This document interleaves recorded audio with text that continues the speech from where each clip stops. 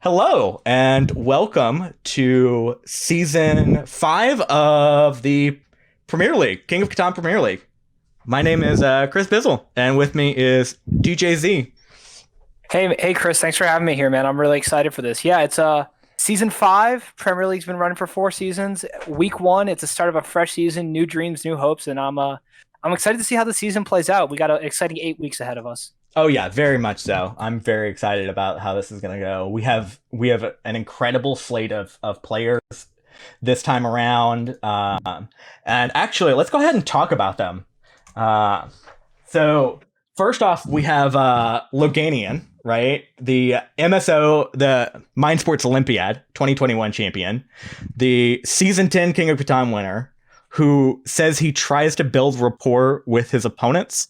Yes. Now, when they say trying to build rapport with their opponents, what is that specifically meaning? Yeah. So Logan's I will just say one thing. He didn't win the actual MSO. He won a spin-off tournament of it, but still a good accomplishment.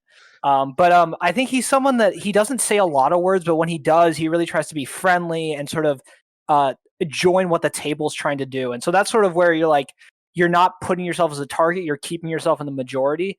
And I think that sort of like style of how he plays allows him to creep into games. And all of a sudden you look near the end of the game, you're like, wow, how is he in a winning position? Like, we weren't looking at him all game. So that's really one of his like trademark moves. And I think something that he's continued to have success with and will continue to do.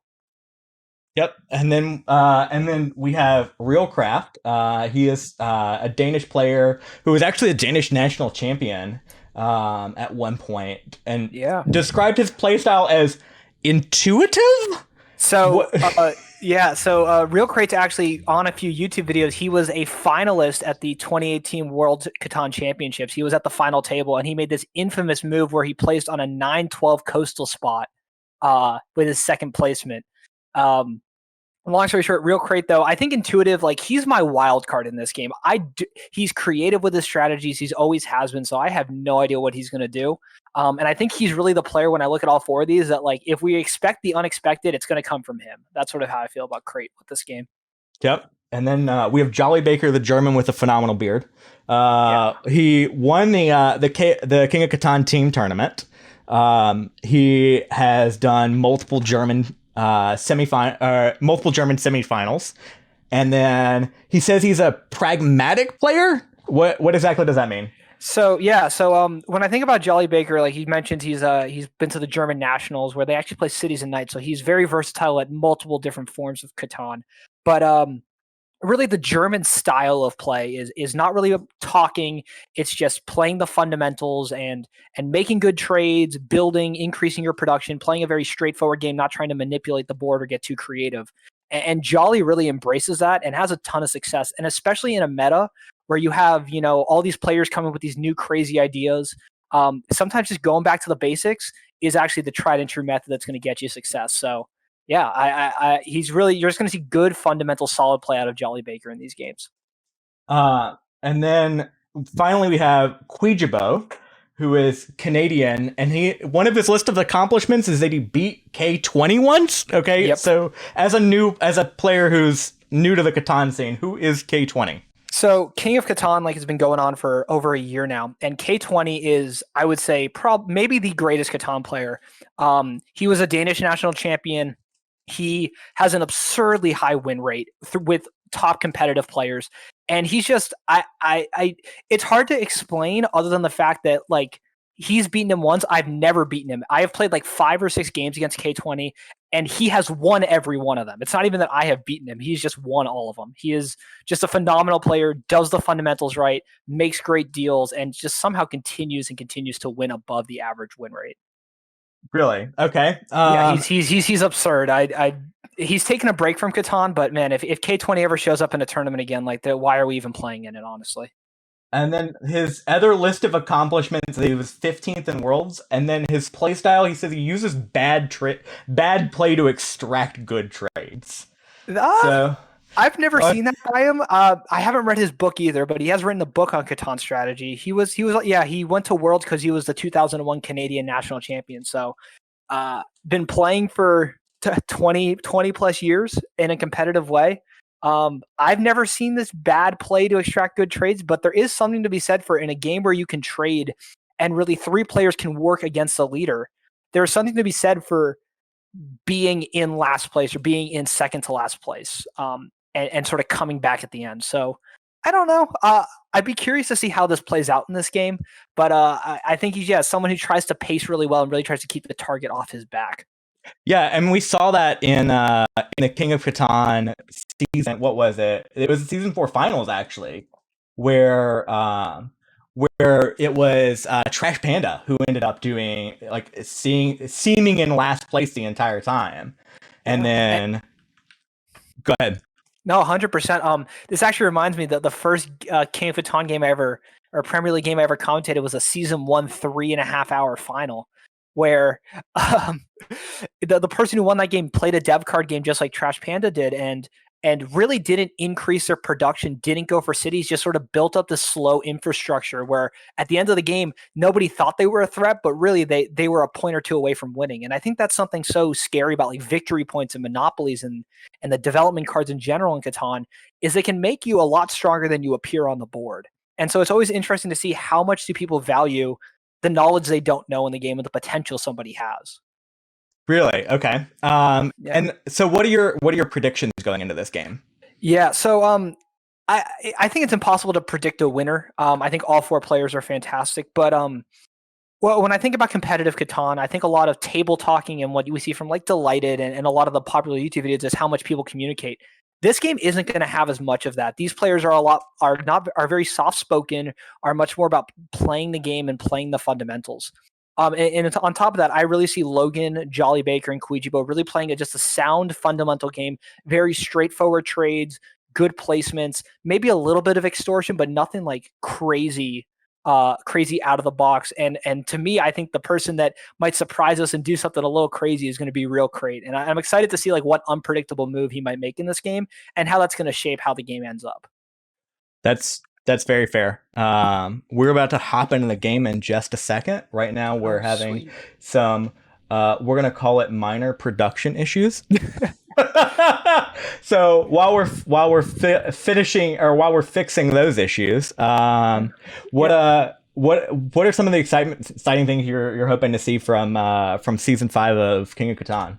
Yeah, I mean, so when we talk about the Premier League, right, it's an 8-week season. There's 44 participates this time, and the top 7 after those 8 weeks will make it to a playoff essentially.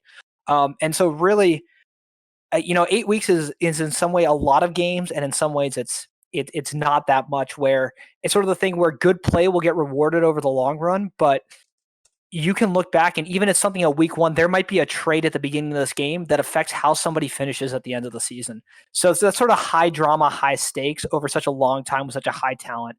It's a big pool this season, and really I think every game's going to count, every move's going to count.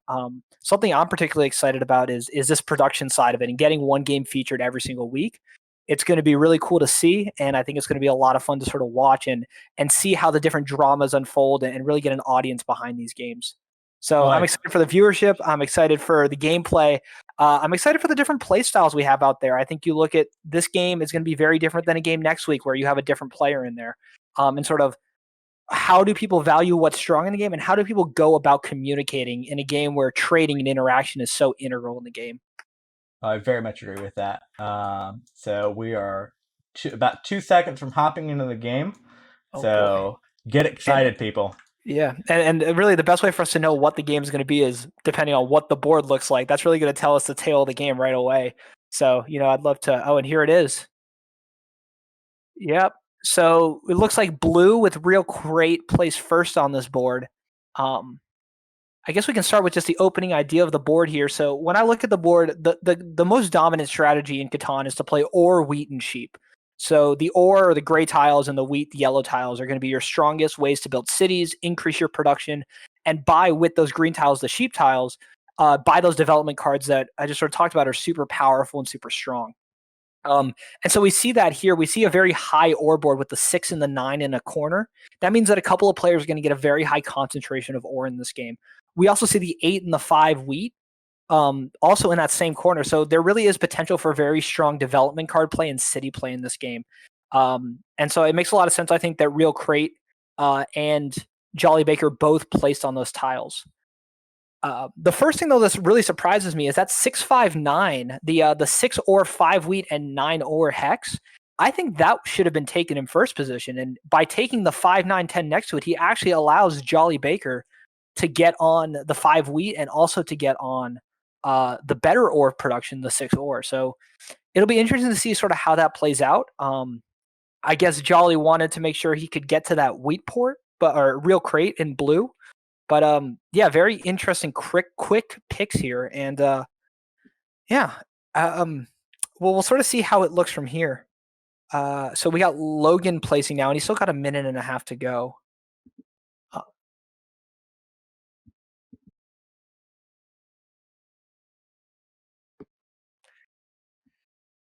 So I mean, not to pull it straight into a Terra Mystica, but I feel like bidding takes a long time in Terra Mystica because there's so much info at the beginning of the game.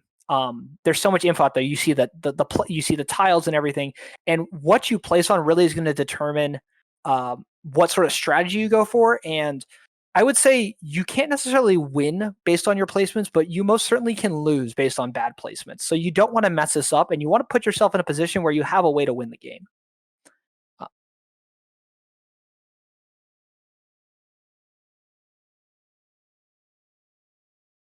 Yep. So I think there's really three styles, right? So one of them is called ore wheat sheep, which we talked about. You get on good ore and good wheat production, and you also add some sheep. Sometimes you add in a fourth or fifth resource, but you actually don't have to. So for example, if black or blue placed on the 8-4 coast where the 8-4-3 where the sheep and wheat are, that's a very viable strategy that can play this game out. And the idea there is you want to build cities, you want to buy development cards, you want to get largest army to win the game. The second strategy is the other way, which is to go for the road. So I could see red here taking the brick wood at the 693 at the top of the board. And the idea there is you're going to go for longest road. Oh wow, I'm good. Oh boy, I'm good. And so his idea here is he's going to be more building settlements and trying to get longest road, and then later in the game get a few development cards and a city to just finish out the game. But his main idea is going to be expansion and getting longest road because he has high brick and wood production. And then sort of the third strategy, which sometimes happens a lot in fourth position, is you lose those strategies because other people grab them. And you play a game called production, which essentially the idea here is you get as many resources as possible. And you get to one of these ports on the outside of the board so that you can turn your increased cards into efficient plays. In this position, for example, with looking at Cuijibo, this 8-5-10 in the left corner with the wood, ore, and sheep, it's kind of a must take on this board. It's a really strong spot with 12 points of production, which is the highest spot left on the board. Now, there's not a really good brick to pair with his wood, and the ore is not super great, so it's hard to go for either strategy. But I could see him going like 8-5-10 with an 8-4-5 on the other side of the board, getting to one of these 3-1 ports on the left side of the board, and then just using all that wheat, all that sheep, all that production to port his way into whatever is his quickest path to victory, whatever that winds up being on this board.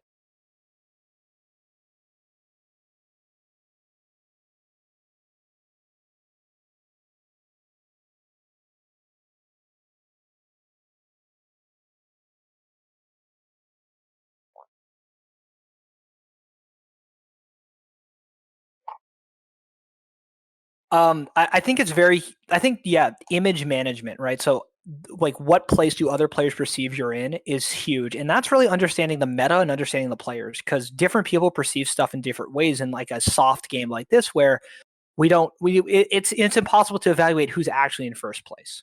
Um, so some people will take worse setups, and I guess Kwijebo said he likes to do that. So maybe we'll see something weird from him here. Um, because if you're in last place, people are more likely to trade with you, give you the resources you need. Um, Even sometimes, if somebody's running ahead, some other people will feed you points to take those potential points away from the person in the lead.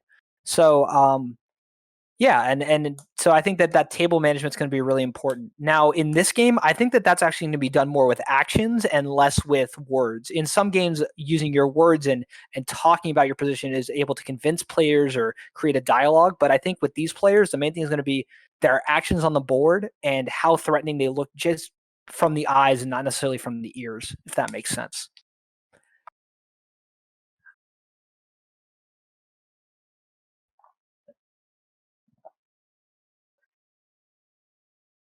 Yeah. Yeah, his opening settlements. Oh, okay. The 6-9-12, interesting. I think the 8-5-10 is a must take on the left side of the board. Like I said, I thought 8-5-10, 8-4-5 could work, but especially if red takes the 8-4-5 with the wheat, there's a good chance that orange can get wheat trades this game because all of the other three players will be on the strong wheat hexes. And even though he doesn't have any because of supply and demand, there will be a high supply of it on the board and he won't have to worry about it. Oh, never mind. Goes for something different. Interesting. I'm gonna need a minute to think. I'm gonna need a minute to think about this. I just think the 8-5-10 on the left side of the board is too good of a spot to leave here. I guess the question is who takes it because now red. There's a saying that says no wheat equals defeat. That essentially because everything, if you look at the building costs on the right side of the screen, everything except for a road, everything that gets you a point requires wheat in this game. So it's always weird to not take wheat unless you can get trades for it. So red here, I think the 8-5-10 on the left side of the board, it produces the most resources with 12 out of 13 like dice probability, 12 pips of production. But it's hard because then he's playing without wheat this game. And does he want to do that? And can he rely on trades? Will the other players give him wheat? Will he be able to 3-for-1 or 4-for-1 his resources to get what he needs? So that's sort of, I think, the interesting point here.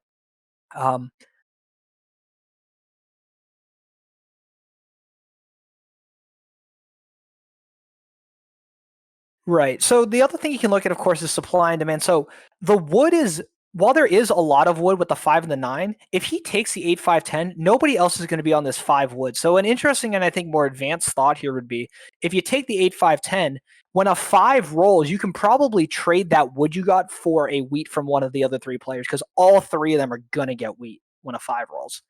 Um, and I think that the school of thought on sort of anticipating trades like that isn't fully fleshed out, but that's one of the more interesting dynamics I think you can look at on this board. And I think some of the best players in the world, like Bode Pang, have done that where they place anticipating trades, which is something I wish I could give an expert guide to, but it is still a new thought, I think, out there.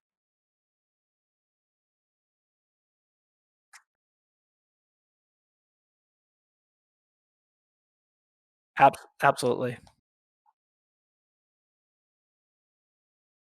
Yeah. Oh, it absolutely is. But I think in these games where where you start to get very good players and everyone's at a certain skill level where you don't expect one person's actions to sort of ruin the game. I think the players that have the most success are the ones that do get creative and they do think about different ways than the straightforward way because the straightforward way of winning, everyone knows how to do it. So people have worked on how to stop it. So when you think of a new way to win, then there's a chance you don't. There's a chance that people don't know how to play against it. Um, the other pick here for red, also, honestly, as we're winding down, is this 8-4-3 at the bottom because the sheep port, right? So he would have 7 points of sheep production with the 8 and the 3, and if he gets on this 2-for-1 sheep port, that's going to allow him to very efficiently turn that excess sheep into the resources he needs, like ore to finally get his cities later in the game. But he does go for the 8-5-10. He's going to play with no wheat. And now here comes the big debate: where do you place your road? A lot of times people say pointing to the coast is the safest move. Here I like pointing up because I think that 5-2 will be open. I think that's a very nice build for him to get to, is that 5-2 in the top left corner.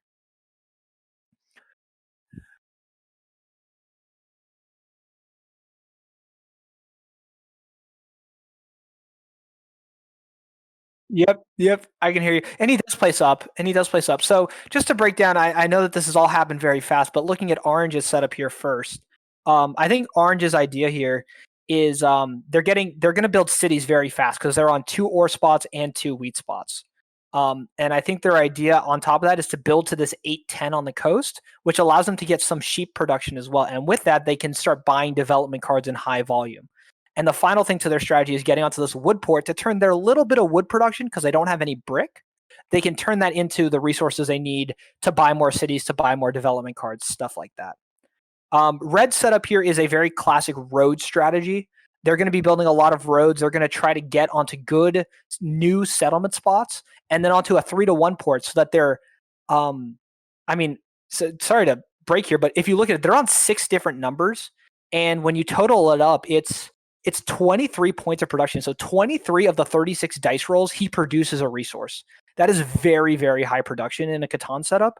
And so his ideas here is if he can get on one of these ports, he can then use that massive production to make up for the fact that he basically doesn't have any ore and has 0 wheat in this game.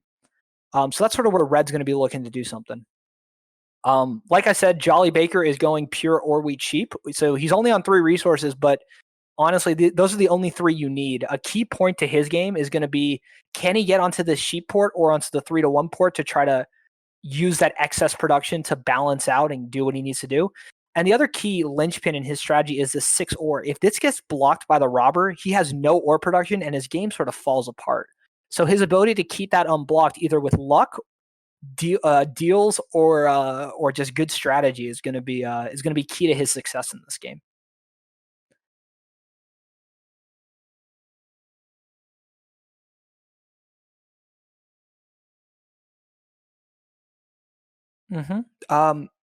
Yeah. So usually you look at 3 hex spots that are available, and it looks like he's freaking out a little bit here about something.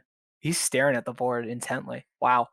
I think that there's sort of 3 spots he can go here. He can go with the 6-3-11 at the bottom. It gives him both ore hexes, which is good. It gives him a rare brick on the 11 brick and gives him more sheep production. So it's a very playable game. He can go what we call hybrid ore wheat sheep, which is you're playing that ore wheat sheep development card city strategy, but you have a little bit of brick, and hopefully you can get some wood this game to then be more flexible than just relying on those development cards the whole game. He could also go for the 9-10-11 or the 9-4-11 in the middle of the board. What that does is that takes a lot of space out of the board and prevents additional settlement spots for the other players. And it does give him a lot more. It does give him a lot of wood production. Personally, I'm not a huge fan of that. I don't think he has anything he can really do with all that wood production. I would personally go 6-3-11 here at the bottom of the board, but it's maybe I'll be amazed with some strategy here. I'm all here for it.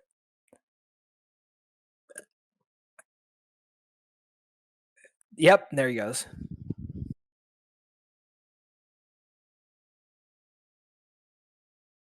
Yep, I'll keep going. So right before we go to the dice rolls here, we just rolled an 11, which means that RealCrait now has 2 brick in his hand, as you can see, which is super big, which is huge for him.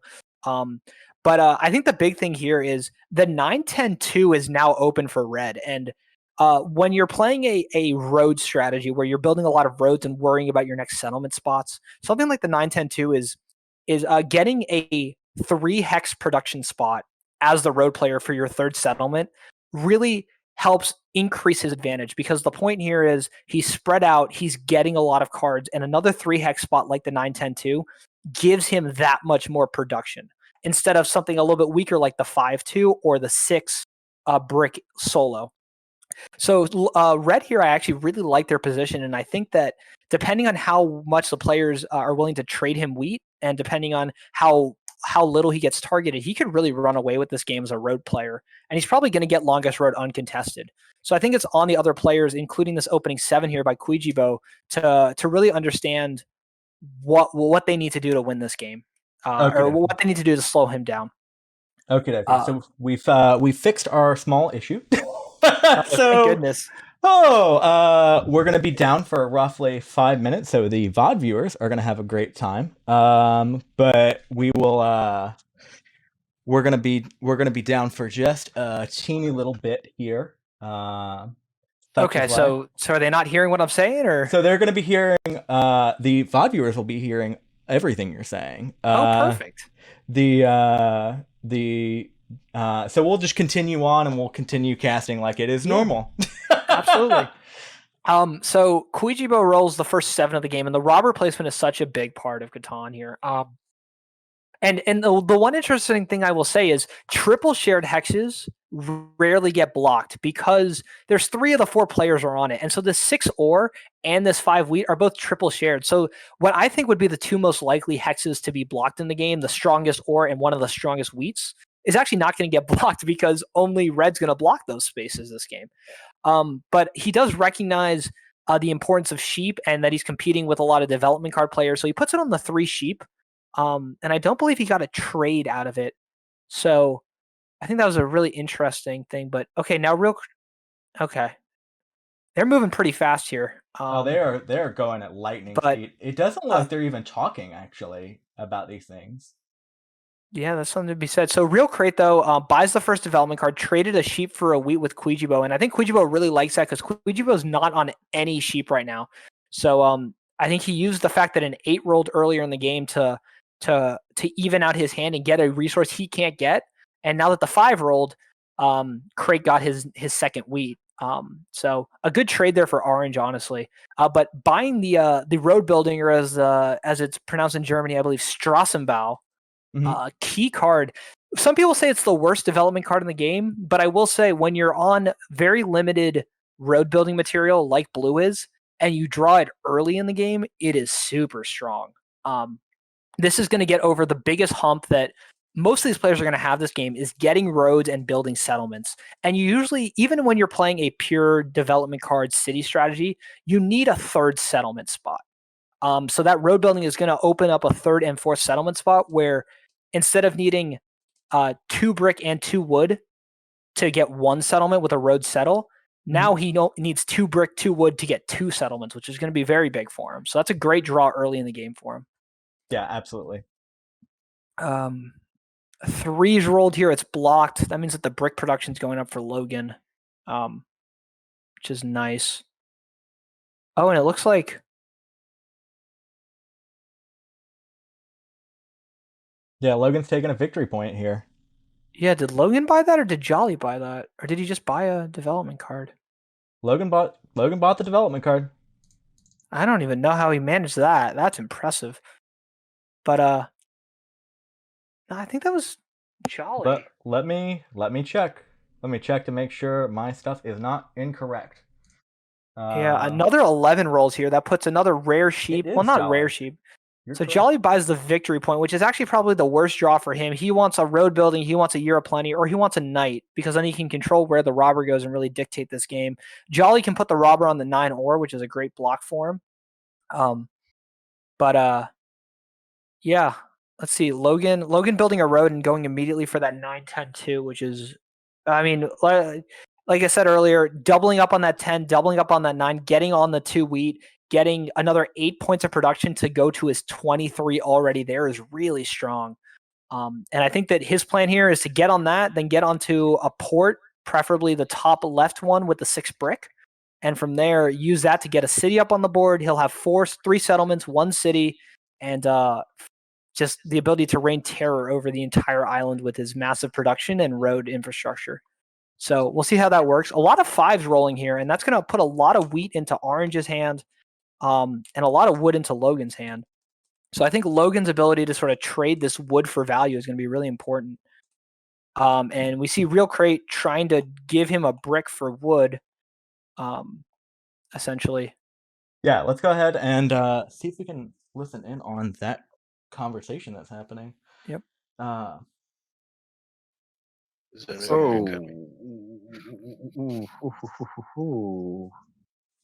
Was Jolly and Logan says yes to that. Anybody want to sweeten the deal? Maybe I don't say yes. I'm just doing it so you don't do it with Logan. Jolly, did you say you'd take it? No, I didn't say take it. Okay. No. Sorry, Charles and Logan. Sorry. Okay, well, I can't really give anything else. So. All right. You do with Charlie. Yeah. Anybody got some sheep around? around? We love that. I think That's a great trade there by actually, Kwijebo talked about he uses bad play to extract good trades. He's on 3 resources, and they're not 3 that go together perfectly. So people are more willing to trade with him than anybody else. And so he does get that rare brick that he doesn't produce, and it's going to go well with the wood he'll eventually produce when a 4 or 12 rolls. But here, RealCrait's able to make some wheels and deals. He trades 2 brick away. Oh, and he's going to plow to the 8-10. Wow. Oh, my. Ooh. Wow. Yeah, that ruins Cuijibo right now. That really hurts for Charlie. Yeah, or Cuijibo. Wow, a couple of 11s rolled, and with the road building, he knew he could get he knew that the brick was rare on the board for a lot of players, and he was able to get the 1-for-1 trades he needed. To me, that's a little unexpected. I'm actually a little shocked that he went for the 8-10. It makes a lot of sense. It's one of the best spots available to him. But especially playing this Orwe cheap, I really thought he would go for, one of the ports and just like open up as many settlement spots as possible. But I know that that's where Cuijibo wanted to go. So without that ability here, it's going to be a really uphill battle for Orange to find a way to win this game now. They just really lost the expansion spot they needed. Yeah, they definitely did. This is an absolute disaster for him, right? Like how is he ever going to actually recover from this? So I think that the recovery strategy here for him is knowing he can get trades now, like knowing he can even get potentially 2-for-1s because people think he's farther behind. And he's on the 2 best resources in the game. He's on the best 2 ore hexes and the best 2 wheat hexes. He can build cities. He can amass a lot of cards. And hopefully he can find a way to buy some dev cards. With development cards and their unpredictable potential, there's always a way to win if you have faith in the heart of the cards. So he's sitting on 7 wheat right now. Yep. Like if a 7 is rolled, he's out of it. He is gone. Oh yeah, no, the 7s. I mean, the ability to not roll 7s when you're over 7 cards is probably the best skill in Catan to have. Let's be honest. I've just, you've seen games where players accidentally pass with over 7 cards, and then the next 4 rolls don't roll 7, and they wind up with like 20 cards with their hands. Like, well, good skill. Oh yeah, and we saw that in the finals as well of last season, where like people got wrecked by rolling a 7 on their turn, and at that moment you just watch the player's expression go from like, oh yeah, I've got, to, oh no, I had such great plans. Yep. Absolutely. So it's Logan's turn here, and Logan, he's a brick away from settling, but he also could buy a development card. He is over that 7 card limit, so he really doesn't want to pass here. I think he's trying to find a way to do something because he knows that his ore and his wheat are very rare. So I don't think he wants to buy a development card because that kind of wastes his ore and wheat that he wants to use to build for a city. Yeah. Do you want to see? Let's go ahead and look and see if they're talking about any trades. Well, he gets a trade here. He gets a wood for a wheat. Sorry. Then give it back. There's so much lag. Give it back. Okay, I'll give it back. Yeah, give it back. Okay. So much lag. Sorry about that. Oh God, I can like barely I can even see your click trade anything. offer. There it is. I'm accepting with blue right here, and then I'm gonna accept with orange next turn. Yeah, I would just This say is no. so slow. Easier. Damn it. This is so slow. Oh my God. Let me talk to the players real quick, because the players are having some Maybe issues. make personal hotspot. Yep. with No, your phone. I'll keep talking. So I think what we're looking at here, by the way, so we're looking at I think Logan wants an additional wheat, and I think he really wants to continue to bank on wheat this game. And the one thing that I will say is it's really strong here for red that blue has cut off orange, because orange has so much wheat and they need to trade it for some value. So I think he's going to be able to get that wheat supply this game from orange. And getting that wood for wheat here, I think he's going to buy a dev with it and see what he can pull. Yep, here he goes.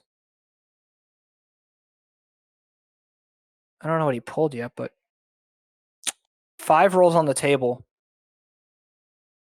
And yeah, we're gonna have we had some players with some issues, so we're gonna go ahead and find out what's going on with those. Moving a little slow here, but but the one thing about the heavy production, he's going to be able to build a road. Going backwards here, he's going to try to take the ore port now. That's really interesting. Okay, 10 rolls here. So Logan's starting to get more and more ore into his hand every single time with 10 rolls. Yeah, I think that really the key move here is, and we'll have to ask someone about it at the end of the game, is the plow on orange early in this game. And when we're talking about plow, for those of you who aren't familiar, plowing is cutting somebody off, preventing a settlement or road building spot. Best shown by this double road right past the road of orange so that they couldn't get to that 8-10. What this does is it opens up a very interesting dynamic in this game. It creates a lot of wheat that orange has no way of getting rid of. which allows red to really get very advantageous wheat trades in this game. And I really do like red's position from the get-go here, depending on how quickly that ore wheat sheep strategy can get cranking for everybody else. The second thing is it's actually opened up this ore port for orange, which I think is fascinating. Jolly, though, recognizing that the road threat is real, he puts the robber on the 10 ore, the road threat here for red. And we'll see what happens here, but okay, so you said the road threat is real, but he puts it on the 10, right? Is there a particular reason for that? So the thing about the road player is the threat isn't him building roads, the threat is him building cities to go with his roads. Okay. So I think that blocking the 10 ore, preventing him from getting ore, and forcing him to trade for both ore and wheat to the other players is sort of what he wants to slow down there. Okay. Honestly, when you look at the balance of this game, the thing is if red doesn't get the longest road in this game, it's actually going to massively unbalance the game. For example, if blue can somehow sneak longest road with 5 roads at some point in this game, what that actually does is it gives blue an opportunity to win with longest road, largest army very fast in this game. So it's important that red gets longest road for the sake of the table almost, but it's sort of important that he doesn't get it too fast and he doesn't do the other stuff with it. It's sort of the dance that we're going along with here. Yeah, now we see, oh wow, the robber on the 6, that is killing everybody but Loganian. Yep. And I mean, especially kills black because black doesn't have any other ore production. Like if the 9 rolls, the other 2 can still get ore. But this is, you look at JollyBaker's hand here, it's all sheep and all wheat, and there's nothing he can do about it with that development card being a victory point. He doesn't have any actionable play here other than just continuing to collect his wheat and sheep and try to trade it in some way, shape, or form. Until that 6 gets unblocked, he's not gonna be able to buy any dev cards efficiently. Yeah, absolutely. Yeah. So back to Logan here. He's going to buy another development card, and this is getting a little scary here. Like I think that one way that a game can end very fast is if somebody is somehow able to get largest army and longest road, and there's a chance that Logan can get both here. He bought a second dev. I haven't seen what it is yet, but yeah, well, if he gets a knight, he's ahead in the knight race, and that's gonna be kind of nuts, for lack of a better term. Oh, even better for him, actually. That's a huge draw. The victory point? The victory point is a huge draw. So I know it sounds weird, right? I said that JollyBaker drew a victory point and that's terrible, and then Logan draws a victory point and that's amazing. Here's why. So when JollyBaker playing this ore wheat sheep setup, he needs to go for largest army and get it. And that means he wants knights early in the game. He also wants stuff like road building and stuff that helps his economy, because his economy isn't meant to spread out really. So he wants stuff to help set up his game now so that in the late game, he can draw those victory points and have that largest army and have his win conditions. Logan, on the other hand, there's a pretty quick road to 7 points here for him. 5 settlements, which he should be able to do with his strong brick, wood, and sheep if he can get the wheat. 5 settlements and longest road is already 7 points. Then you're planning to build a city, so that's your 8th point. And you can build one more settlement at that point because you've freed up one of them. So, sorry, I'll take it back for a second here. The longest road setup, what you can usually get to is a city, 5 settlements, and longest road, which is 9 points. The hardest part of the longest road strategy is getting that 10th point, and he has it in his hand now. So okay, it speeds up his game. So the reason my thought process was it was bad for him was he immediately, you saw his head turn back and just like, oh no, how could I get that point, right? Right. So and I mean the thing is, like, I mean you always want a monopoly. You want a better card than, there's nothing you can do with it. But I will say for him, I think if he's looking in the long term, the hardest thing for a longest road player is to get that 10th point, and he's got it in his hand now. So I think this makes his game a little bit easier and a little bit faster. Okay. But so let's go ahead and listen to see what they're doing, because it seems like they're trying to trade for something. Yeah, I think Jolly wants to do a wheat for wood here. That's like, it's a good deal for both of us. Thanks. I don't know. You're really scary once you get that port. Like if you get the true port that. and then I don't get anything. Like I don't get a wheat, but that's it. Yeah. Like, you gotta give me something else. I give you all the wheat you need, Logan. I give you all the wheat you need. Logan's had a handful of wheat all game. Yeah, right. Strange. And Oh, Jolly's gonna win now. He gets the Jolly. sheep port. That's huge I for don't know why he did Jolly. that. Yeah. We still I know the don't know trade. why he did either. No way. Oh, is this trade gonna happen? So, Yeah, I think it happened. I think he did it. Yeah, he did. Oh He did my 2 god! wheat for 2 wood, and then he's gonna 4 for 1 his excess sheep and get on the sheep port. Oh, It looks He's gonna like. get it, but I mean, eventually he's gonna get it. It's not... Yep, he's got it. He's got the sheep port. but now It's he- nice. Oh my god! So this helps Jolly a lot. my numbers aren't rolling at all. It's a very interesting sort of trade for Logan because it doesn't help him at all right now. But getting more wheat is always a good thing for him, and he produces a ton of wood. So he gets 2 more wheat, and it's actually funny. We've been looking at this game, and he's placed on no wheat. Yet I think he's had the most wheat in his hand at different points in this game than anybody else. So Yeah. it just sort of shows how supply, demand, and trading can sort of happen in this game. The other thing that it might do for Red here is now that Jolly has this sheep port, I think it's more likely the other players continue to block Black's position and don't worry about the rest of the players. And I think that could hopefully take the target off of him, allow him to continue to expand and get his settlement spots like he needs. Yeah, it's so okay. So where are we in this game right now as far as player positioning? Right, it seems like you think Jolly is in the lead, and then after that, it seems that we have other than that, I want to know what your opinions are. Yeah, so I still think we're in the early game here. I think we're starting to move a little bit into a mid game, but it's also, something about the Premier League is I think that cities are something people try to get up early in a lot of games, but with people recognizing how scary they are in this league, a lot of people actually like to slow down their cities to try to pace better. So it's hard to say if we're in the early or mid game here. I think Jolly getting the sheep port is really important for him, but he still has a very big task, which is he has to get largest army this game, and he's playing against 2 other players that produce a lot of ore, wheat, and sheep. So it's going to be hard for him to sort of secure his win condition, in my opinion.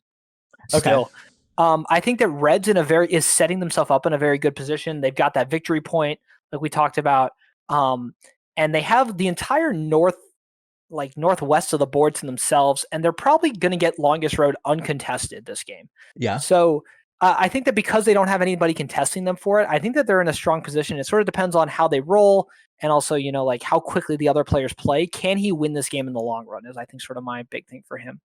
See, He bought another development card. Oh my God. See, for me, my question, right, or my thought on it is that we have multiple people with 2 or with 3 different settlements, right? So it feels like they're going to be in the lead. But whenever I look at the other game that we watched that I watched the season 4 finals, right? Trash Panda won with what, 2 developments throughout most of the game. Yeah, and I mean So it's sort of interesting because I think that you still want to look like potential to get points in a game is sort of a big thing.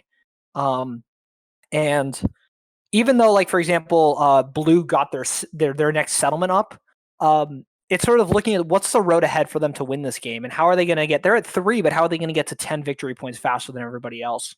And I think that, like, one, having development cards, setting up for those 2-point plays, those longest roads and those largest armies, largest army and longest roads, setting up for those 2-point plays, are sort of things that really do lead to wins where it's not always just the economy on the board that's going to win you the game.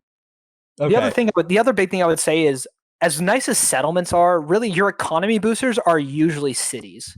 So I think a lot of times you can really value how many cities somebody has on the board, not necessarily how many settlements they have on the board. And is that ahead. because the larger or your first settlements are usually the most important ones and the most pips, as you like to say, right? Have the most pips on them? Yes, exactly. Right. So when you look at these 2 settlements that have been built, they've both been built on only 2 and 1 hex spots. So they've only added 3 pips and 8 pips, which is very good for a second settlement spot. But if for example, if Black were to city their 6-5-11, they're doubling their 11 pip production spot with their key resources. So yeah, when you really want to get sort of expand and rapidly build your economy, the city is the best way to do it, as long as your hexes can stay unblocked, which is the other key here. Yeah, absolutely. So let's see what's happening right now. It seems like there may be some. Yeah, it seems like there's some trade discussion going on. Let's go ahead and listen. Charlie would be good, but Block the everyone. only thing I can block Charlie is Why do you want? Oh my, they're talking about block and Logan. play already. You gotta block Jolly. You can't No, block it's Jolly. Oh, they're placing a robber. I see. I see. I will Yeah, trade that's you the some. point. This is unreal. Are you confused with Jolly and Cuijibo? Oh, no. Oh, Because I yeah. don't see why you would block me. Yeah, so whenever a 7 rolls a game, you'll see it in high level play all the time. When a 7 rolls, everyone starts to panic and everyone starts to talk. Oh. And the main thing is like, how can you avoid your hex not being blocked, right? And who's the threat? Where do we need to block?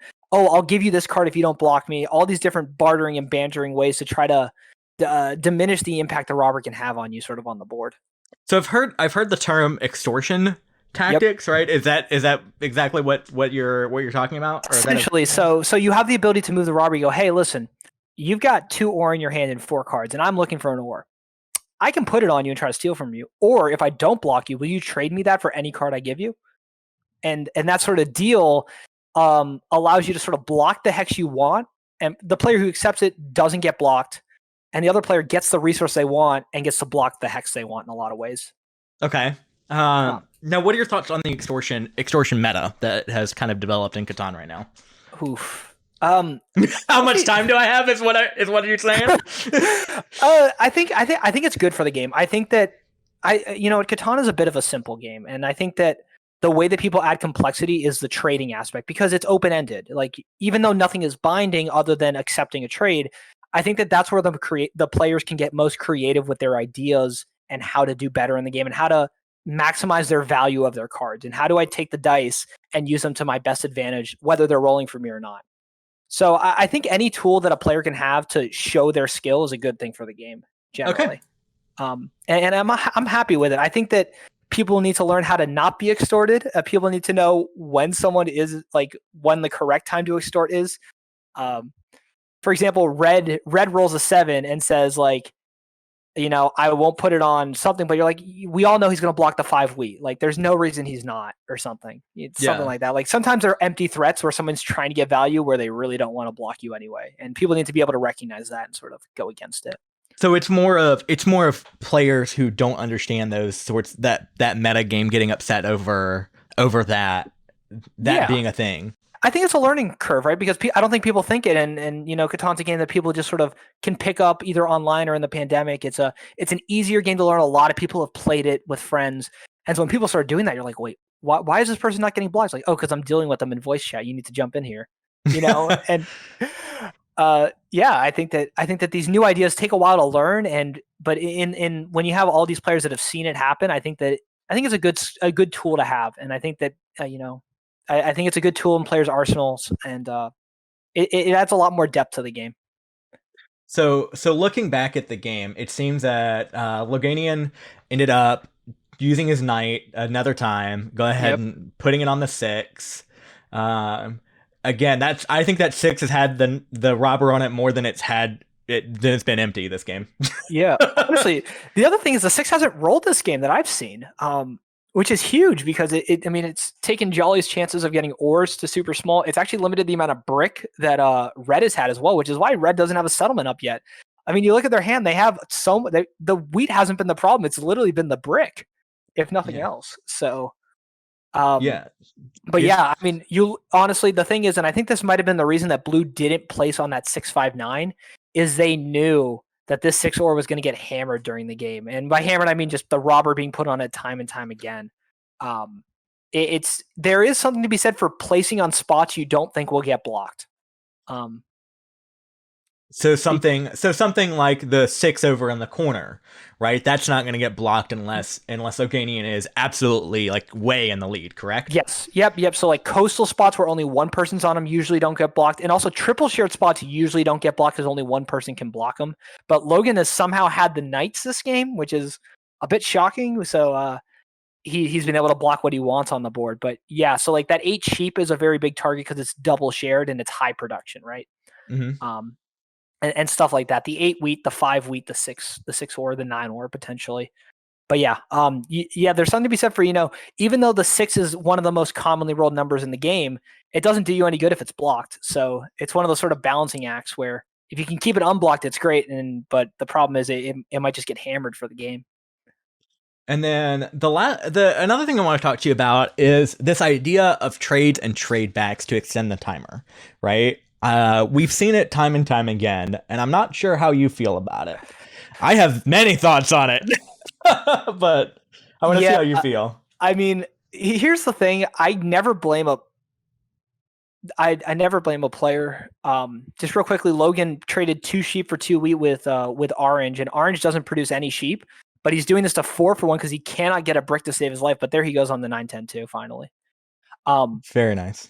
But I don't fault players for using every tool in their arsenal. Mm-hmm. So, it's another creative way to make sure that you do the trades that are needed. And there is something to be said for, there are very deliberate moves and there's very high moves that you want to be very deliberate on and work together to stop someone else from doing something. And they require a lot of coordination. I will say, I think that the timer presents not just a skill of being able to find the solution, but being able to find it in a timely manner, similar to like Blitz Catan versus or Blitz chess versus classical chess. Mm-hmm. So I personally would rather not see people extend the clock for the sake of extending it. I think it kind of defeats the purpose, but I can't blame them for abusing a system that's available to them. Yeah, I mean, if the thing's broken, might as well use it. I do think in the future, an idea of like some sort of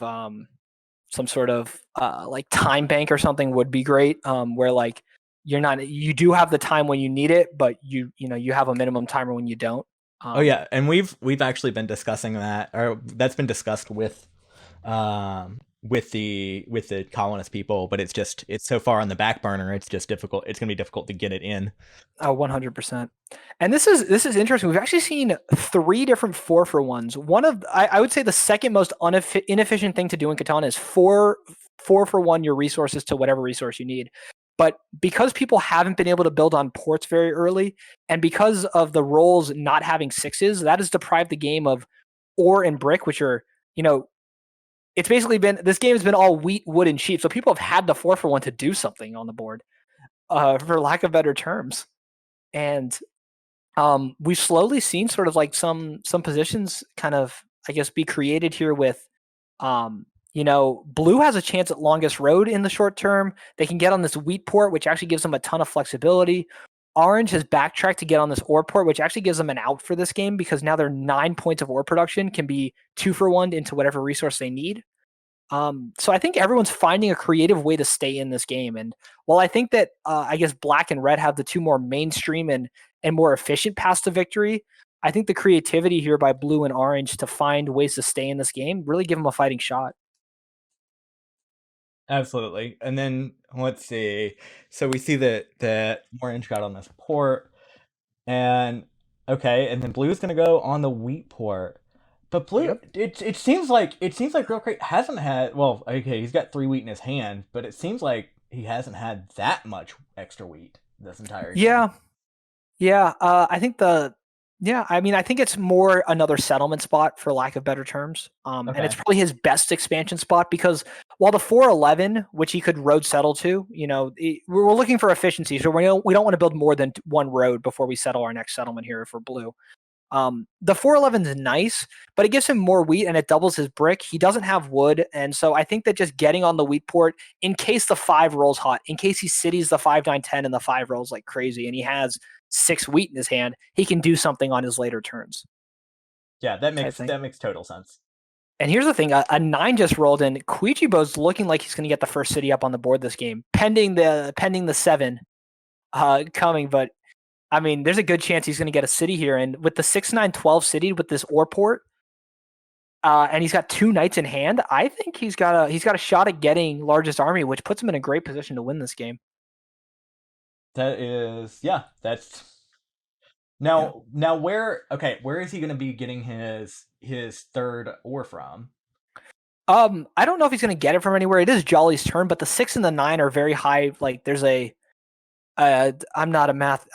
I am a math nerd, but I'm not going to do. I'm not going to do quick math. But I mean, he's got a 1 in 4 chance on his next 2 rolls of getting the city getting the roll for the city. So that's not terrible Okay. for him here.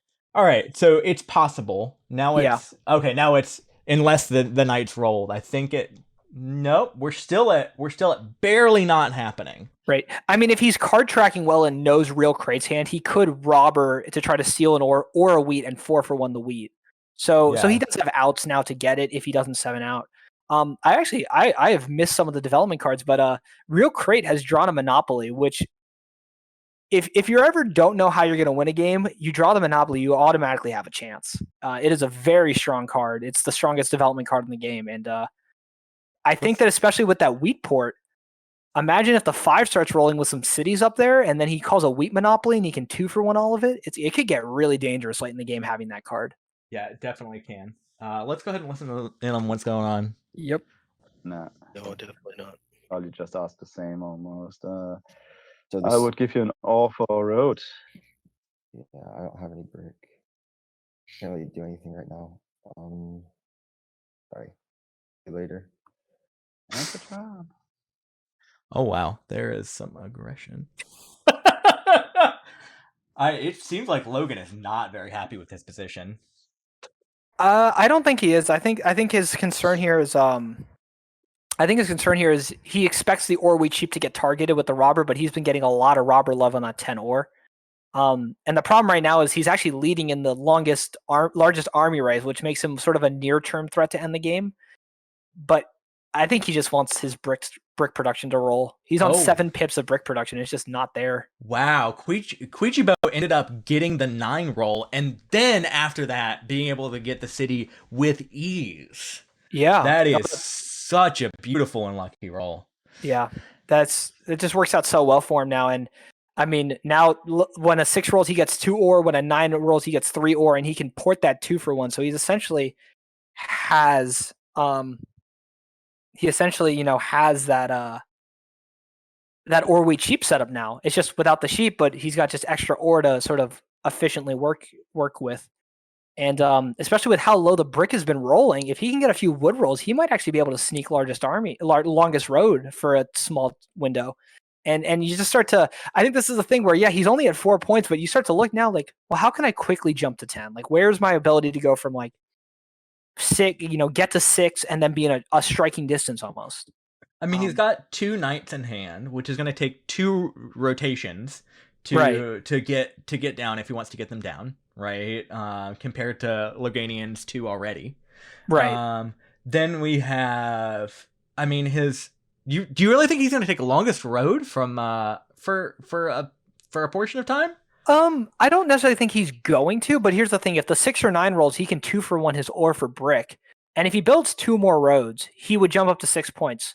Now, if he times it in a way that he can get largest army, block Logan's road production, and then take road, all of a sudden he's at 8 points. He needs a settlement in the city. Like there's some weird windows where if he gets 1 or 2 like orbits, where everyone goes like an orbit, everybody getting a turn. Yeah. If he can buy himself 1 or 2 orbits with longest road, he could sneak an early win in this game. And I know I'm saying early, and we're already an hour into the game, but he could sneak a win before a true late game type setup.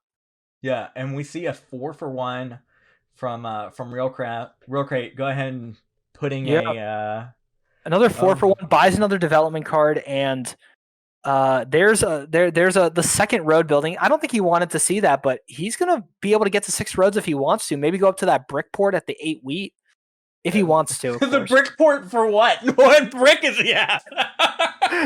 At the end of the day, at some point, man, you just want to put a dang settlement on the board. Space gets limited on the island, and you just want to find it.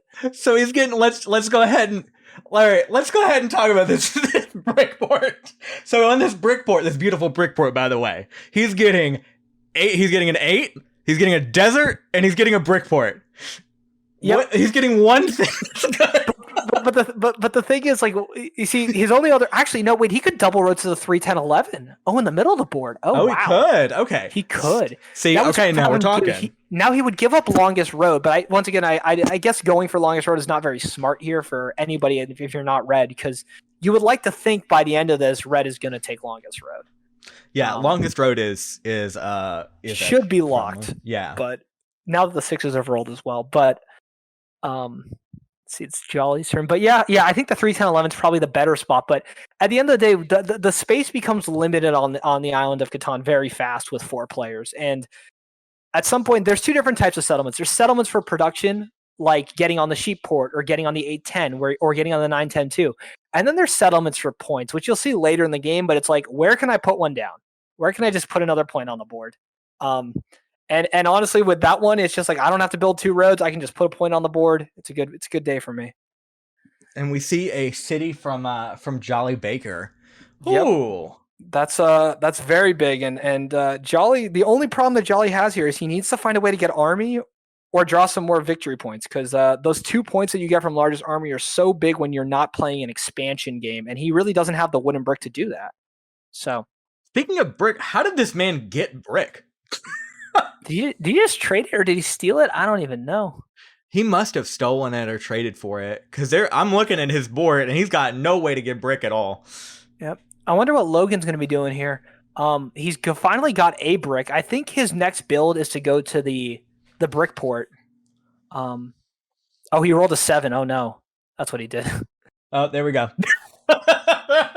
Yep, that 6 is gone again. Yeah, I think he's going to debate on who to rob here. The good news for him is basically everybody has ore and wheat, which are the 2 things he wants. But I think his main plan here is he's going to try to get on that 3-1 port so that all that extra sheep and all that extra wood he's had in his hand can actually be used for something. Yeah.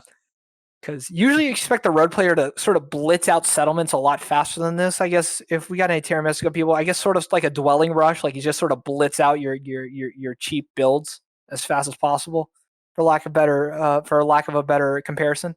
Yeah. But he just hasn't been able to do that this game because the 6 has not rolled for him.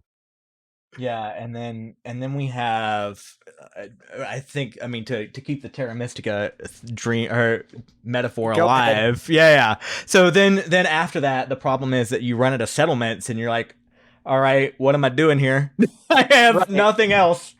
So you have to have a plan B, or you have to have a plan. You have to have a plan to follow that, right? Absolutely. And I think that a lot of people. Oh wow, he's gonna go that way.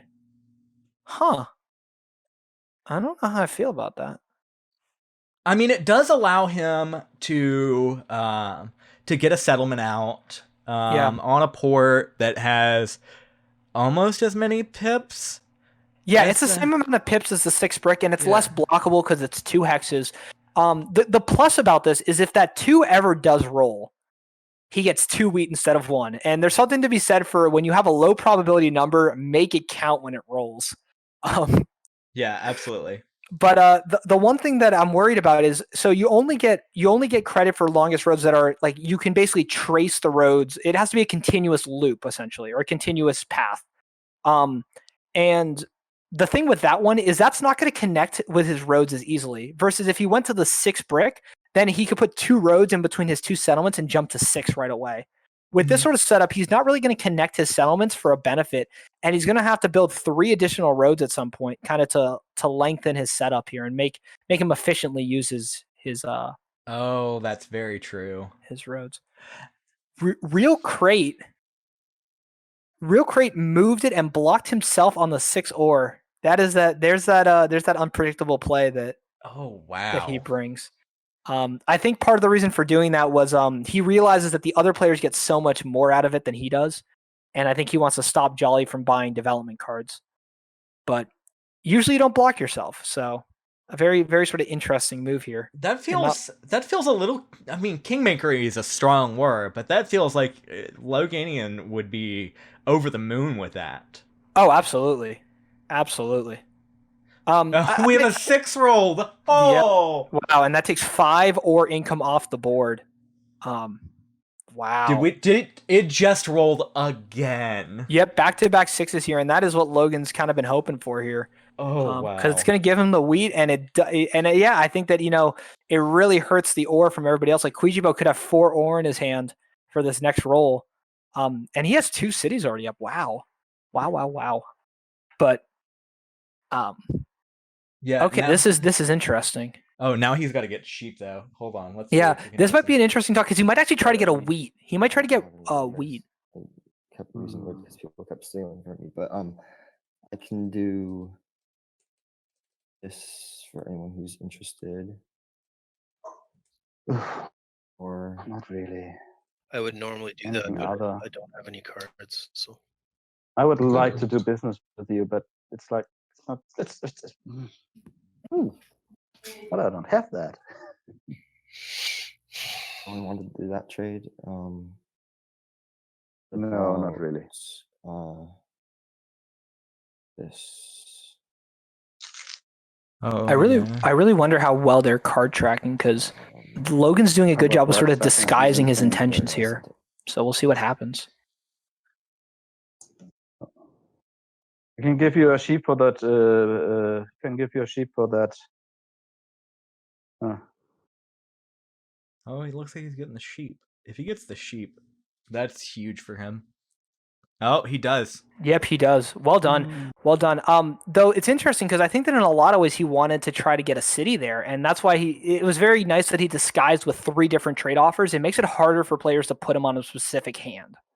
Okay. And because there's a chance that because he asked for the ore first, he's like, I can trade an ore for a sheep. People are like, oh, he's looking to settle, and then he asked for a wheat, which would give him a city, but people might not be thinking about the city, and it might be harder to sort of disguising your hand so that people can't put you on exactly what you're trying to do. It depends on how well people are card tracking. I think it's unfortunate there wasn't a lot of wheat on the board there for him because he probably could have gotten the city in most instances. Yeah, but getting the settlement isn't that bad. He now has a 3-for-1 port, right? He has that nice trifecta of little buildings. It looks like he's almost out of little buildings, though. Out of settlements, little buildings. Yes, settlements, dwellings. Yeah, so he only has 1 left. So this is sort of the point where he probably does want to look at getting a city. Because at this point, if he buys one more, if he builds one more settlement, he has to get a city after that. And also, he's kind of running out of very good settlement spots. He could go for the 3-10-11 or the 9-4-11, which are actually bonkers that they're still open on the board at this point. But I think that the city is a bigger goal for him here, and then that sort of gives him more flexibility in pushing into his late game sort of end game strategy. So I have a question about a RealCrait's game, right? If for any particular reason a 5 is rolled, is he monopolying that 5? Or is he monopolying for wheat? Because that puts how much wheat on the board? It puts 4 more wheat on the board for him. Yeah. Go ahead. So the hard part about a monopoly earlier in the game is when we talk about pacing, right? The monopoly is such a good card, and sometimes you just have to play it because it gets you so much value. But if you use it, it usually puts you ahead of the other players. So a lot of times you want to play it later in the game for 2 reasons. One, it's harder for players to react if they've undervalued your position, and then you hit them with a monopoly, either to win the game or give yourself 1 to 2 turns to win the game type thing. Okay. Where blocking you doesn't hurt you as much. The second thing is, as the game progresses, more settlements are built, more cities are built.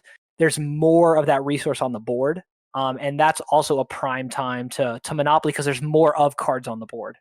So for instance, let's talk about the cards that Loganian and JollyBaker have had for the longest time. They're victory point cards, right? Yeah. To me, as a newer player, I would assume, hey, those are victory point cards. They've had them in their hands since 6 turns ago? Yeah. So it seems like that's going to be what that is. However, you're saying that they could be monopolies to these players. Oh yeah, I actually lost a Premier League game by a Premier League champion in a later season, Vrej, where he used a monopoly as a bargaining chip in the early game. He was like, I'm gonna have to monopoly that ore unless you trade it to me right now.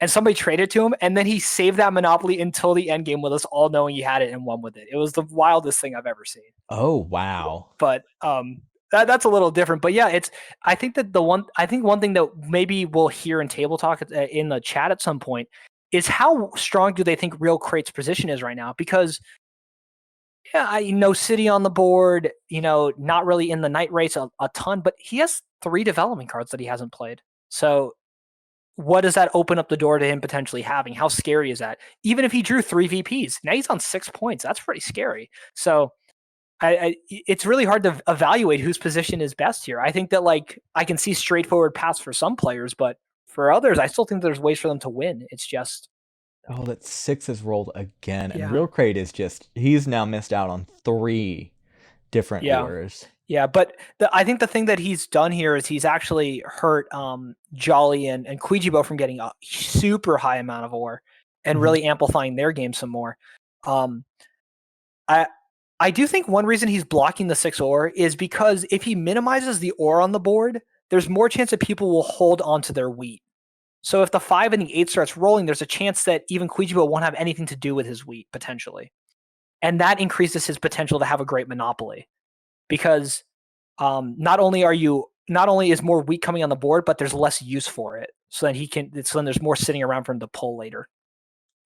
We see Cuijibo's trying to trade for a wheat, and the only wheat on in any hand is JollyBaker's, and I don't think he's trading that. No, he 2-for-1 though, and he bought a development card, and he's going to take largest army now, so that'll probably put a huge target on his back, because he'll be at 7 points, potentially at 8, and we can essentially assume he'll get to 8 because I think it's almost impossible to stop him from citying again, with how much wheat and ore production he has. So the question is going to be: there's 2 VPs left in the deck, and can he pull a Sarvat and a Trash Panda and draw those 2 VPs for the win, essentially? Yeah, that's going to be a very, very interesting hand, because he hasn't. It's funny because he hasn't actually drawn that many cards recently, right? We've looked at his hand, and his hand has been empty for the most part. And that's the thing that's so strong about Ore Wheat Sheep is the development card costs 3 cards, and even without having the sheep, he knows he's going to get wheat, and whenever a 9 rolls, he essentially gets an ore and a sheep out of his hand. So, wow. And we have who placed that? That was RealCrait. RealCrait is blocking himself. He don't care. He knows what he needs to do here. He needs to stop these city monsters from getting out of control. Yeah, what is he doing besides that, though? He has 6 cards in his hand, and he has nothing that he can take. There's nothing that he can really trade for. I think he, in some ways, is he going to get stolen from him? He is going to get stolen, so they still think he's a threat. But I think he's going to have to track like that when the wood rolls for Logan and see if he can get some wood trades to get that settlement down on the wheat port. Because he's got the cards to deal it, right? He just got to know that there's wood on the board, and now with the 5 and the 12, I think he'll probably be able to get a wood on the cheap here, maybe a 1-for-1 somewhere. Oh wow, there is a lot of wood on the board. I wonder if Logan connects here. I think there's something to be said for just connecting, putting those 2 useless roads kind of down and taking longest road. But then you're placing a target on your back, and really, who's taking that right now? Cuijibo doesn't. Not to say he doesn't need it, but I don't think he's doing it anytime soon. So... Yep. Well, the dangerous thing here, and actually, there's a chance. This is super roll dependent, so I don't think this is going to happen. But if we roll like a couple of 6s or a couple of 9s and it's unblocked, he could play his 3rd knight, jump up to 7, build 2 roads in a settlement, and win the game. Oh wow! In 1 to 2 orbits, so there is a striking distance chance for him because he is essentially on 7 points right now, and it's only 5 roads. So I agree that not doing it is probably the better move because there he goes. Wow. I like not taking it because as long as the other players can take it, the rest of the players can't block you because they need you to take it. It's a weird sort of like dance with the devil almost, for lack of better terms. Mm-hmm. But like, if I don't have longest road and somebody can take it and win the game, then you have to block them. You can't block me. Yeah. And then all of a sudden you actually have a bargaining power, which I love to use, which is, hey guys, I'll take longest road on this turn, but it's not efficient for me. You got to make it worth my time here. What deal can you give me? Which is sort of a really weird sort of thing. It's like, what? I'm giving you 2 points and the deal you want, but yep, that is. Oh wow, so he's going to go for it. He is going to go for it. So I like Logan's build there. He only builds 1 road, and because I think he likes either one of these 2 settlement spots. So he didn't want to double commit, but wow, getting stolen from here. And I think Cuijibo's put himself in a winning position potentially. He is 1 road and a settlement away here. And there's a 12. Yep, there's the settlement. Or there's the road. That's the crazy thing with Catan. I don't know. I feel like we've been in like the early mid game for so long, and now all of a sudden it's like, oh, by the way, this person can win on the next turn. Yeah. And yeah, as long as longest road and largest army aren't locked up, and there's there's always a chance for a quick win. But this is going to be interesting here because JollyBaker's on 2 knights and he has a dev card in his hand when he gets to his turn. So I think that there's a chance that he can compete for largest army and take that away. So I think Cuijibo has a very small window where he can sneak out a win here. And after that, he's going to have to go back to the drawing board and find something else to do. So it seems to me that Catan is a game where you're trying to like tactically get ahead, win immediately, or go back into the shadows afterwards. Yeah, I would say like it's a game about pacing. You can either try to rush the game or you can try to hang around in second place until the idea is to push at whatever point you can where you have a window to win and make it count type thing. Okay. So you want to hang around in second, you want to hang around in third, and then whatever your window is, whether it's the first window, the second, or like, hey, nobody else can win anymore, I'm going to win this game type thing. But it's sort of like a pacing thing like that. Yeah, seems like they're placing the robber. And yeah, so this is when you're trying to win the game in a small window and everybody knows you can win the game soon, like Orange is in. The last thing you want is the other players to roll 7s because you don't get any cards and they're probably going to block you and take from you. So you go negative cards here. So this back-to-back 7s by Jolly and Logan are kind of detrimental to Cuijibo, for lack of better terms, because as you can see, Jolly drew another knight. So next turn he'll be tied for largest army. And unless Cuijibo can buy a development card here and get another knight, there's a chance that JollyBaker can steal largest army in 2 turns from now, essentially, which puts him on a very short timer to win this game. Oh yeah, this is a very, very short timer. But yeah, I think Logan's pretty happy here because he's not going to get blocked for the near future. He can get to that 9-4-11, really amp up his production, and then hopefully find a way to get a city. Oh wow, what a roll! Wow, that is what a roll! I think roll. Oh my goodness, what do you do here? This is a huge decision for him. So he can buy a city, which puts him at 8. He can buy a development card, which potentially buys him another turn. I think he's going to buy the dev because I think he wants another knight here. Oh, but he could have went for the city, and then he would have been 1 road away from winning. Oh yeah, I think you do the. Oh, but he got a VP. Oh my God, he is 1 road away from winning this game. Wow. And he has a turn. And there goes the 8, and that's more production. That's not road material for Logan. Logan doesn't have brick. There's not a lot of brick on this board. No, the brick is. I wonder. RealCrait might play longest road.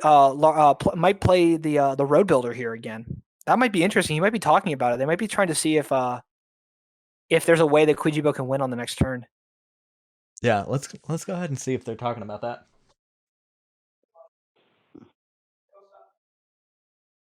What? No. Maybe this one. Nope. They're having a small little chat over here. Yeah, he's looking to trade for a settlement here. He's going to road settle onto the 8 wheat if he can get away with this. Okay. Yes, it's 5, 6, 7 points. Logan, Baker got this 2. What if you do just the sheep for a brick? Do you want to do that instead? Sheep for a brick. Whoop, only one of them. Who said Wait, that? you didn't- Actually, I don't know. Oh, he traded with Jolly. He got the settlement here. You did it with Jolly and not me? I need to connect roads. I need to. Ooh. I think he's gonna take. You road, will maybe. anyway. There he goes. Yep, there it is. I will take. Yep. He's That taking is- Rich. Yep. So Logan there was trying to sort of bargain and say like, hey, listen, like I need to take road, guys. I need to connect. Like I'm the road player this game. You need to give it to me so Orange doesn't win. But Crait was like, I can take it, man. I got you. Don't worry. I'm the road player. Actually, you thought you were. I mean, am. this sort of shows. I think that if anyone's new to Catan, I think the first realization that you should have, that makes you able to play competitive is that dev cards are super strong. And I think that most new players ignore them. But like you look at RealCrait's setup and you're like, how did he get this many roads? It's because he drew 2 road builders. Like everything is in the dev card deck. If you believe that you can pull well. It gives you a lot of flexibility and sort of makes you adapt your game. But all I'm going to say is you were laughing at that 8 wheat settlement, but here it is. You know what? Hold on. The only reason you did it was for longest road. Okay, there was of course. It was 2 pros, 2 cons. It went from a 3 pros or two cons, 1 pro to a 2 pros, 2 cons. That's at least a 50-50. Oh no, 100%, 100%. All right, Jolly's gonna have a chance to pull another dev card here, and if he does that and gets a knight, it really puts Cuijibo on a 1-turn window to somehow win this game, or else he's gonna have to go back to the drawing board and sort of go under the radar. The good news for him is that he'll sort of lurk again because people won't be as worried about him. But it seems like his window to win is closed here a little bit. Oh yeah, I think his window is as closed as. I think there's a little bit of a part in it where like maybe a small mouse could get through, but that's about as much as that window's open. Absolutely. You said at the beginning, he said that his playstyle is use bad play to extract good trades. You look at his setup and you're like, how the heck is he almost winning this game? But it Bad seems like he play. found a way. To extract good trades is exactly what happened. He put himself in a weird position. Even when he got plowed, he's like, you know what? I'll go get this ore port. I'll double back to it. I'm gonna get there. It's gonna be okay. I'll build cities. I'll have a chance. Yeah, I figured when he got plowed, he was out of the game, but apparently that was not as bad as it seemed. Oh wow, this is a great play by Jolly. Oh no, wait, what's he doing? Wait, he hasn't bought a dev yet. Oh no. Oh my Lanta. Okay, so sorry. So it looks like what happened here is he wanted to give brick to Loganian to help him build his roads, but in the process he's actually going to build his second city on that 843 and really power up that sheep port. And I guess he isn't worried about Cuijibo right now. And he's like, I'll play with fire here. I'm going to let him. I don't think he can take road. I don't think he can win here. So he doesn't pull. Yeah, I don't think he can win either. I really don't. Now I could be entirely wrong here, and I have been wrong many a time in both the game of my we'll call it professionalism or profession. Right? Let's see. There's one more roll. It's Logan's turn here, but he has one more roll. What's his best roll scenario? A 6. Yeah, he can't win on his turn. No. But the crate. So the thing is, and maybe Jolly doesn't know he has a VP, right? I don't know how well they're tracking what dev cards they might have. But if he thought he has a knight, he's like, well, it doesn't matter. I'm not going to get largest army from orange. But this is going to be another turn. So Kwijebo now has 2 turns where he doesn't have, where he knows he has largest army, and so he's still at 8 points right now. If he drops a settlement down, which he can do, maybe. No, never mind. But I mean, if he drops a settlement down or is able to get a city at some point, like he has 2 turns now to win this game. So and for those people who are new to us, right? So our information some of our information is public facing and some of our information is private facing. The victory points are public facing. So you'll see with Cuijibo, it says he has 7 points, but you have to add the victory point underneath it to get to that 8. Interesting by Logan here. He empties his hand. He builds 2 roads. It looks like he's like, okay, Cuijibo's not going to take the 9-4-11. I'm just going to plow on through and keep rolling and try to connect here to take longest road. Yeah, he's got to take something because at this point he is not in a very favorable position. No, it depends on how long this game goes, and I know that people are showing 7 are actually 8 points right now. So it's like, oh, can they win soon? The answer to that is maybe. And if this game continues to drag on, I do think Logan's in a very good long-term position. But I think he's really gonna have to hope that some people dodge some bullets here. I think the problem that he has right now is that he had to do all those roads, right? So if he's attempting to do the long play, right? Those roads aren't helping him for the long play. No, they're not. I mean, the one thing is taking away the 2 points from blue is going to be important because blue's at 8 points right now that we know of, 7 on the board showing. But with that mono, if the right wheat sheep rolls happen, there's a chance he could mono double city and win this game. It's not unheard of. So I think that he's sort of seeing that I'm going to need to take road. The board wants me to take road. I need to push forward and stay under the radar. But yeah, he really needs a city. He really needs to get a city up. That's going to unlock a lot of his sort of potential in this game. Yeah. Now, have you ever seen somebody double mono? Is that a thing people do? Well, you mean just have two monos? yeah. Have two monos, then play two monos. So you can only play one per turn. So Okay, got it. All right. That would be crazy. That would be, man. I mean, so actually, in Cities and Nights, which is one of my decent game modes. People say I'm decent at Cities and Nights for Catan. There's a card called Resource Monopoly, which allows you to take 2 of any resource from every player that has it, and you can play unlimited progress cards per turn. So I have seen like resource mono, you get like 6 or 6 wheat or something crazy like that. Oh wow, that is crazy. So it is possible, but All right, not in the base game. Cuijibo has what now? 12 cards. He's got to be able to do something with this. What is he has 12? He has 12 or 10 right now. I see 10. I'm in studio mode, so it's a little smaller for me. Yeah, so he's got 10. It's Logan's turn here. So if he can dodge the 7 and roll a, oh my Lanza, can he do it? No, he can't. If he rolls a 9, yeah, if he rolls a 9, I think it's just game. If he rolls a 9, he 4-for-1s. No, it's not game, but it's. He rolls a 9, he settles. He can port all of his wood for something. It's close. It's close. He could pull for the win. Oh no, Jolly bought the second VP. Wow. So all the VPs are off the board, and there's still 2 question marks in the dev card deck, which means there's at least 7 or more cards available in the deck right now, which means that there's a lot of knights sitting there because we've seen a lot of these cards pop out. But very interesting game when all the VPs are stacked at the top of the deck. It usually means a slower game because people can't use the monopolies or the year of plenties or the road buildings to ramp up. But Jolly's got to be pretty happy with that if he can get largest army, but he needs to get it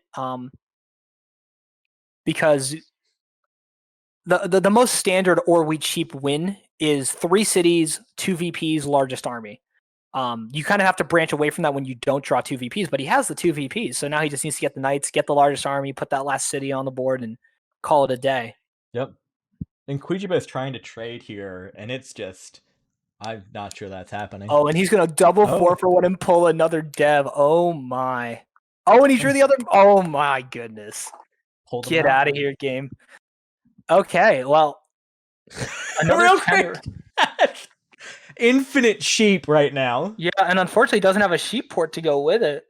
No. Wow. There is if going off of his knowledge, he sees 2 question marks on ore, he might think about monoing ore, but I don't like that play. Because it really takes it only away from Logan, which is not extremely helpful for him. Not extremely helpful, honestly. He could mono wheat. Yeah, but there's only so with 3 question marks, that means that there's 19 in the deck, and that means that there's less than, I believe, 13. So there's 6 or less on the board, and he has 1. So the maximum he would get is 5 more. Okay. Which isn't super helpful when he's having to 4-for-1 his sheep here. I don't think it's a great monopoly. How many sheep does he? No, wait, he has. Oh, he could 4-for-1 all of his sheep and build a city. He could double 4-for-1, which I think is what he's going to have to do here. Oh wow, there's some tension going on. Let's see if we can get in. No. Okay. No, you won't do that. No, I now wanted to do the that. eternal question. Eternal question. I want fucking no points here, man. Oh. I love him. I love RealCrait. This is an interesting debate, though. It's a knight, yeah. He will be on 8 points. Yeah. Still needs to put down a settlement somewhere. Or he just cities his sheep port. So That's a def. 6's roll. I guess the death card race is lost for me. It's a knight race. That's a great read. It's a great read. That's huge. So when he says the dev card race is lost, what does he mean when he says that? Yeah, so what he's debating, when you look at his hand here, he has 5 sheep, 2 ore, 2 wheat. He can either buy 2 development cards, or he can 4-for-1 his sheep and build a city. And he's debating on what he wants to do here.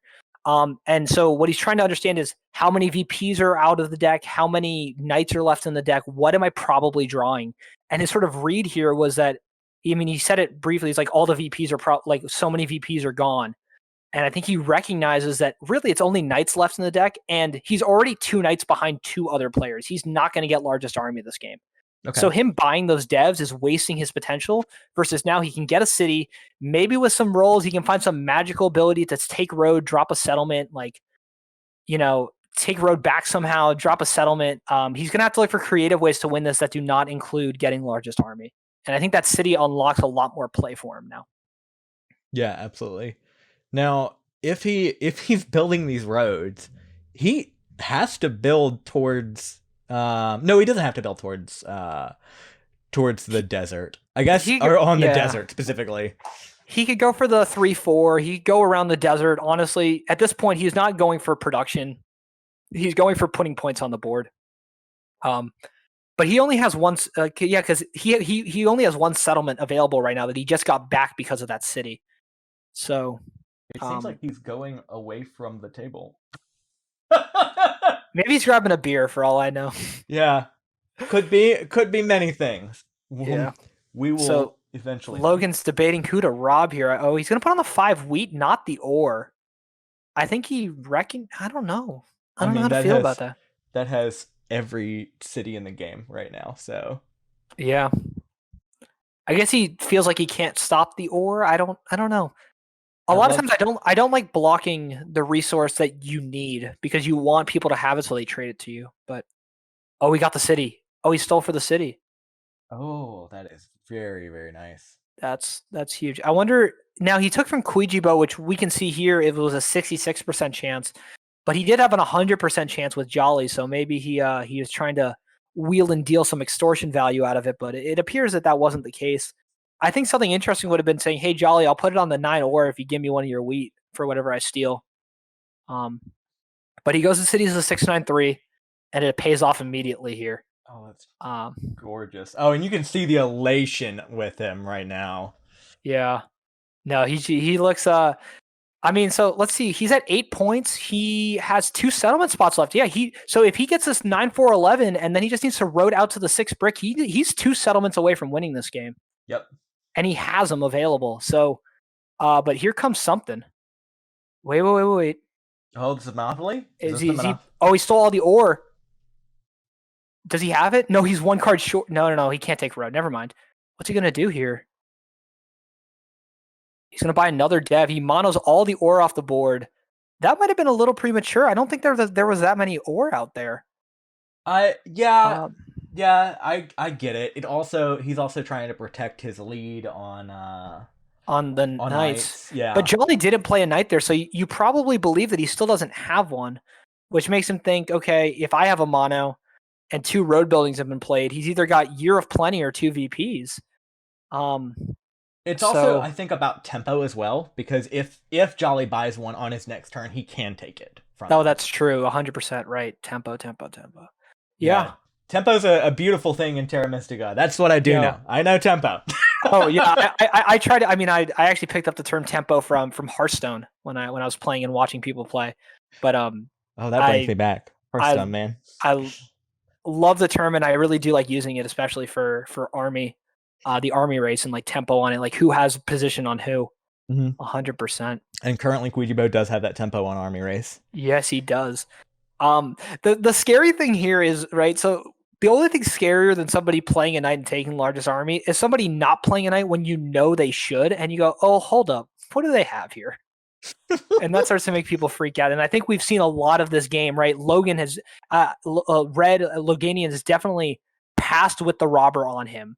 RealCrait has done that. Jolly has done that recently. Cuijibo's done that. And so they're all sitting there, they're like, these guys have got 1, 2, 3 dev cards, and they're not playing knights. What does that mean? And you just start to like spin around with like as more and more stuff becomes available. Well, that 5 rolls again. Oh wow. Yep. That's a big block. I wonder if he's worried about a wheat monopoly from Crait. I wonder if Logan's pegged Crait for a wheat mono. It is entirely possible. What are you worried about if he does have that wheat mono, or if he does do that wheat mono? I think you're worried about him taking road. Because you're only at 7 right now, and I think in Logan's like interest here, he wants to settle the 9-4-11 because that's actually a vulnerable spot right now. It can be taken, and if like Cuijibo were to build there, it would chop his longest road and prevent him from getting longest road. So to secure his road, he does need to settle on the 9-4-11. And I don't think he wants to waste excess roads because roads don't give him points. He wants to be as efficient as possible here. Okay. So I think he wants to not have to build his 8th or 9th road, but at the same time, he doesn't want to lose army. So it's kind of one of those like, he doesn't want to lose the road, so he's got to sort of balance that out here. Logan's trying to trade for wheat. I mean, Yeah. So I think the play here is he trades 1-for-1 for sheep or wheat. He 3-for-1s his brick, right?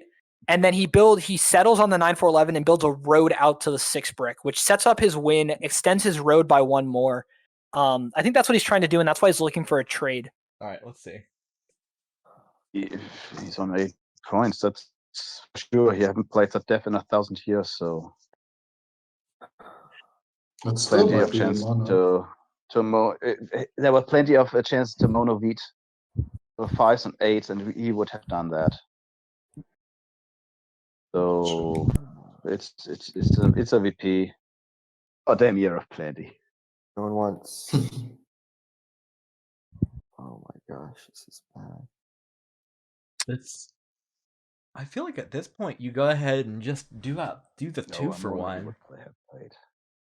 You have to 2-for-1 something. I think he can play it. So he can 3-for-1 his wheat. Now he's at 7 cards. He builds a road. He's at 5 cards. He's pretty safe from the 7 at that point. And you just hold for your win now, hopefully, type thing. Because he's on the 8, which is a pretty good spot to be on. But I mean, you hear RealCrait right there talking, and I think that voice chat was actually like perfect. He was like, he had opportunities to play a mono. He's had opportunities to play a Europlenty. He hasn't moved the robber with that dev card. He's had it all game. It's a VP, guys. He's on 8 points. Like, it's not really hidden because the players know that. Oh, this is interesting. He's actually, I would say, this is I'm going to steal a delighted phrase here, but when you see a good move, look for a better one. And that's what Logan's really doing here. He was looking for the 1-for-1. Then he was like, I can build a road here and 3 from my wheat. But now he's like, now I can 2-for-1 and go to 0 cards and drop a settlement. So I like how he's continuously trying to see what's out there, what his potential is on the board. Yeah. Wow. Okay. 5 sheep for the crate, the realistic crates. Wow, that is a lot of sheep. That's And still no sheep port, but by God, he's got a ton of sheep. He doesn't have any opportunity to port it other than 4-for-1 because the 3-for-1 port's too far away. The sheep port's already taken by JollyBaker, but that is the one problem here. It's a very big imbalance where he's getting that, but I mean, he can yeah. build a city. Can he build a city? Yeah, he can build a yeah, city. he can 4-for-1 build another city, and that puts him at 7-8 points. Yeah. Can he steal road? I don't think so. With a mono, can he steal road? Probably not. But there's a boatload of ore on this board right now. There's so much ore. Between the 10 and the 6 and the 9 rolling. I mean, JollyBaker here is man, he needs that knight. Like, he had the win. If he has largest army, he has the win in hand. Of course he doesn't, so here we are. But yeah, if Cuijibo hadn't monopolied earlier, then a mono right now for ore or wheat would have been huge. Yeah. Wow, and they're Cuijibo moved it and just stole from crate straight up. I don't completely understand that. I don't know what I'm missing here, but it seems a little off. Yeah, I guess he's worried about all the table talk that's been happening. This is a very good play here by Kwijebo. I think he's recognized that most of the VPs are out of the deck, and he's going to just try to build his way to 10 the hard way with army. So he's on 9 right now. So now he needs a city in its game for him. So he's put this game on a timer. Yep. Again, and really he's the only person that's done it twice. So I think he is. We talk about, I guess, aggression or tempo in a different way, but he's really put everybody else on a timer this game. And I think with the worst setup, he's done that. So as you know, I don't know, as a color commentator said earlier, you can certainly lose on a placements, but you probably won't win just on placements alone. So yeah, it is certainly something that something that he's fought back from plowing as well. Bad Yep. placements, plowing. Wow. Yeah. Now, It's- now it is Crate's turn, and he's gonna mono the ore. Yeah, but I was gonna say Logan had rolled a 10 and a 2. Well, we had rolled a 10 and a 2, and those 2 wheat are crucial because they actually almost gave Loganian a city, which would be an even quicker way to sort of fast track his win here. Yep. But he doesn't have a port for any of this stuff, so I don't. There's so much that's going to be wasted. Yeah, I mean, he can buy a city, but that's about it. I think that this was a defensive mono, right? He wanted to take the ore away from Jolly and everybody else. Mhm. 4 for 1 for a wheat. How much is he just buying 2 devs? What No, does he he- have? he Oh no, has to. no. He still has 6 ore in his hand. Sorry. Yeah, he has to be. I think it's city dev Yeah. here. So you draw. What I would do is I would pull a dev first, because that's the unknown, right? So order's kind of important. It probably doesn't matter, but you take your unknown first. So you pull the dev, and then you 4 for 1 your sheep for another wheat, and you build a city. Not And that necessarily devs are great, but I think he's got to believe that. Well, both monos are gone, both road buildings are gone. There's under 7 cards left. How many knights have been played? 4, 5, 6, 7, 8, 9, 10. So there's 4 knights, 2 Year of Plenties left. That's it. So he knows. So he actually might be able to figure that out. Yeah. Sorry, that was quick numbers here. I apologize for thinking out loud. That's There's fine. 25 cards in the dev card deck. There's 14 knights, 2 of the mono Year of Plenty and road building, and then 5 VPs. So he won't know how many VPs are out of the deck, but he can do some math, and if he does the full math and is able to do it, he should recognize that there's 6 dev cards left in the deck, and 5 unknowns. That's 5 VPs, 4 knights, and 2 Year of Plenties, somehow dispersed among the active game. Yeah, he's building. He seems to be building. Going to build a city, which is absolutely what he needs to do. He needs to put points on the board. The Yeah. thing is, does he? Oh, he's going to try to what? He's trying to trade. This man's trying to. Yeah. fix Now that. Logan would take this trade, except for he would put him over 7 cards because he's at 7 right now. But Logan would like this trade. He's got a ton of wheat, so I don't see why he wouldn't do this sort of trade. RealCrait's going to buy another development card. I guess he 4 for 1 his ore, and there is the Year of Plenty. That's actually really helpful for him. Because is he going to give? Oh my goodness, he almost did it. Oh, and another 2. Are you kidding me? Yep. Wow. Now I think RealCrait was about to trade 2 sheep for a wheat with Logan, which would have put the win in his hand, but it would have let him buy another development card, which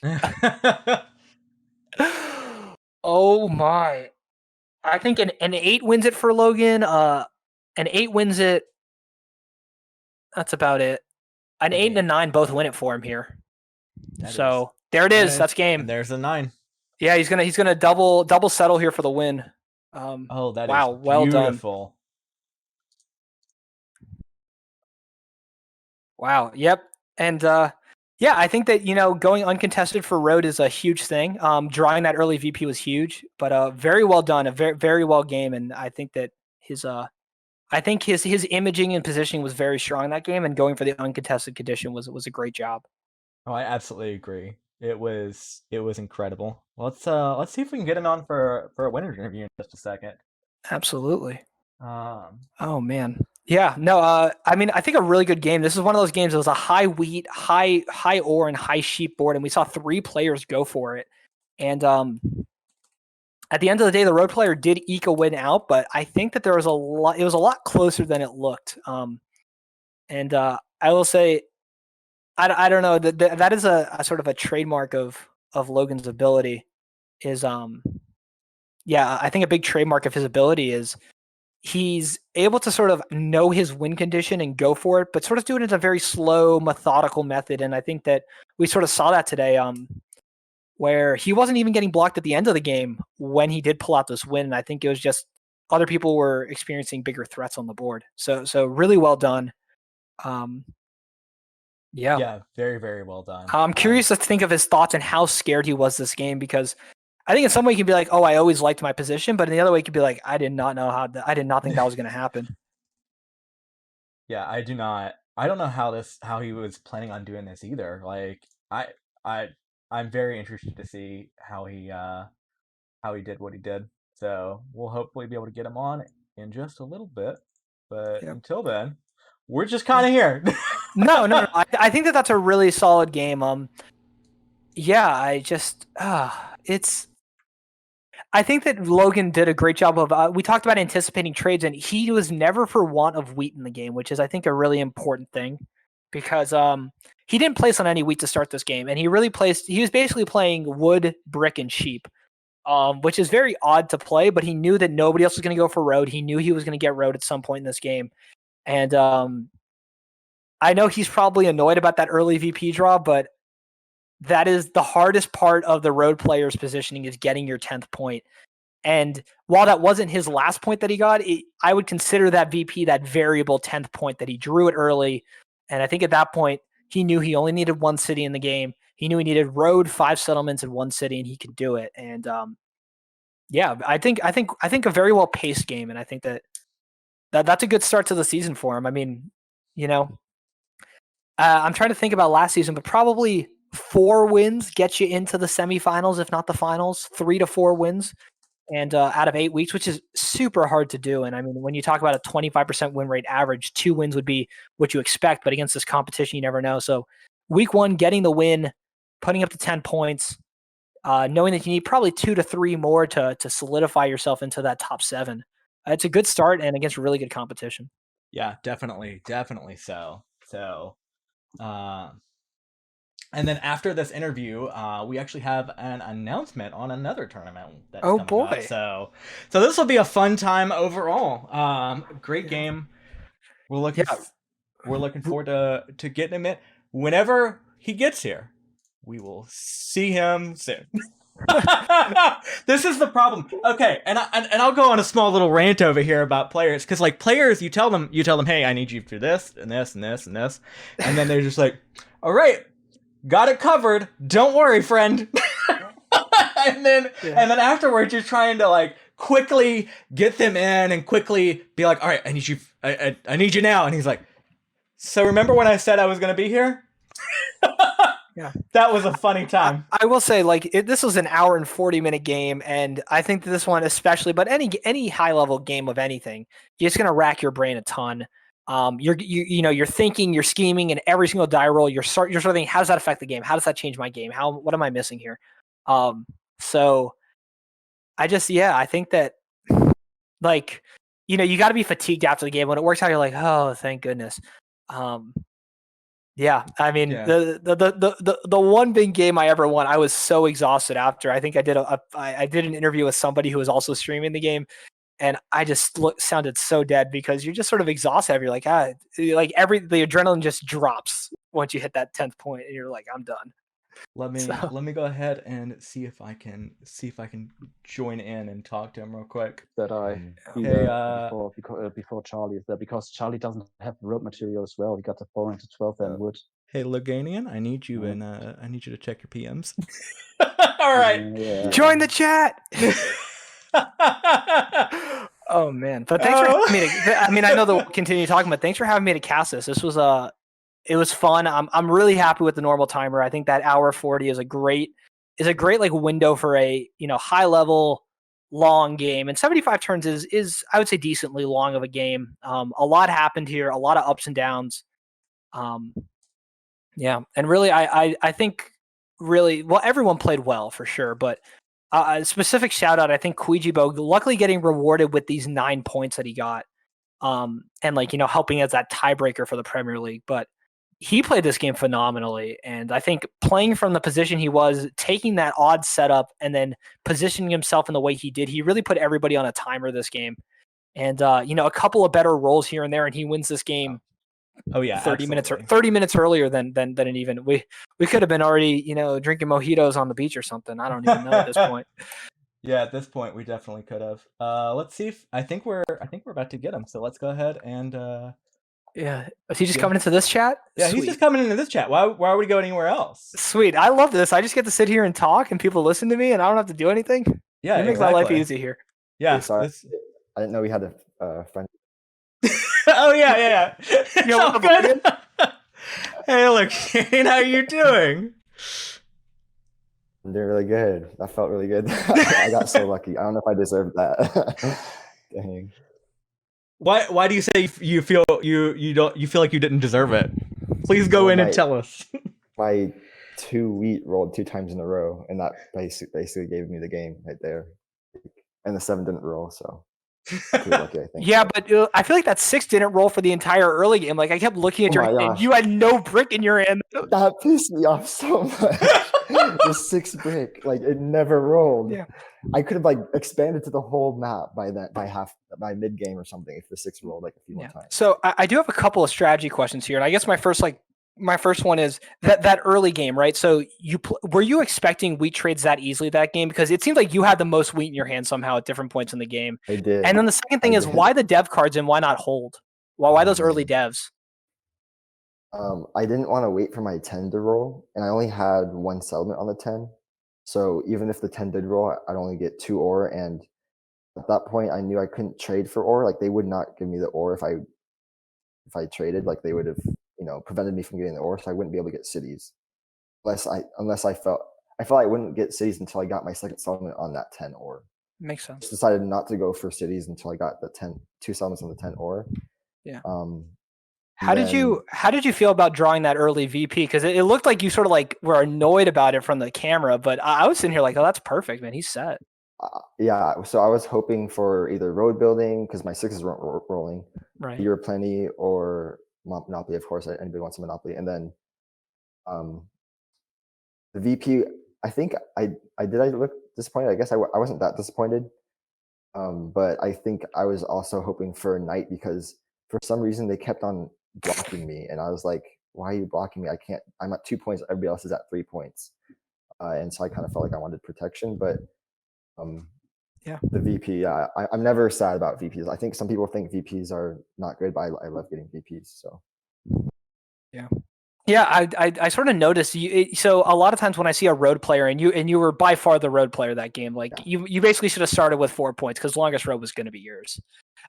Hopefully, I see a lot of road players usually blitz out their first 2 settlements, and like because the idea is that your late game is slower than everybody else's. But this game, you were a lot slower. You bought some devs. You really were behind for a good portion of the game. Like, did that work in your advantage, or like was that planned, or like how did that sort of happen where you sort of paced that slowly through this game? Yeah, well, of course I wanted to blitz out and get my 2 settlements down because then that would have allowed me to. Once I got the 3-1 port, I could expand into all the other spots after I get my city, right? So it just didn't work out with the 6s. I guess the 6s caused me to have to pace myself. I think you're right. Like if I had blitzed out and like gotten my city on the 693 and then expanded as much as possible, like everybody would be hammering me with the knights, and everybody had knights, right? Because they're all 4-8 sheep players, and I think probably would have ended badly. But the thing is, like even if the 6 was to roll a lot more, like everybody else would have gotten built up faster too. So I don't think it would have been that bad of pacing if I had gone out faster. But I guess my last sort of question. I thought you would go for the 6 brick 3-1 port first because it would give you more road potential, but you went for the 5-2. Can you sort of run through your thoughts on why you did that and what your thought there was? Yeah, so the 6, I felt like that would be like a good robber spot for people because everybody had knights, and if I got slightly ahead, and I felt like I wouldn't be able to table talk myself out. And if the 6 was blocked and 6 rolled, I'd be so devastated. So I felt like I want to keep the 6 open, and once I get the 3-1 port, and I knew I'd get the extra 9 wood, so I would have a lot of extra wood. And with the 3-1 port, I can be more versatile with my wood. Like I can use my wood to city, or I can build more stuff to expand. So it gives me a bit more flexibility in terms of options I have. So I can either, like with extra wood, I can either city, dev, or expand.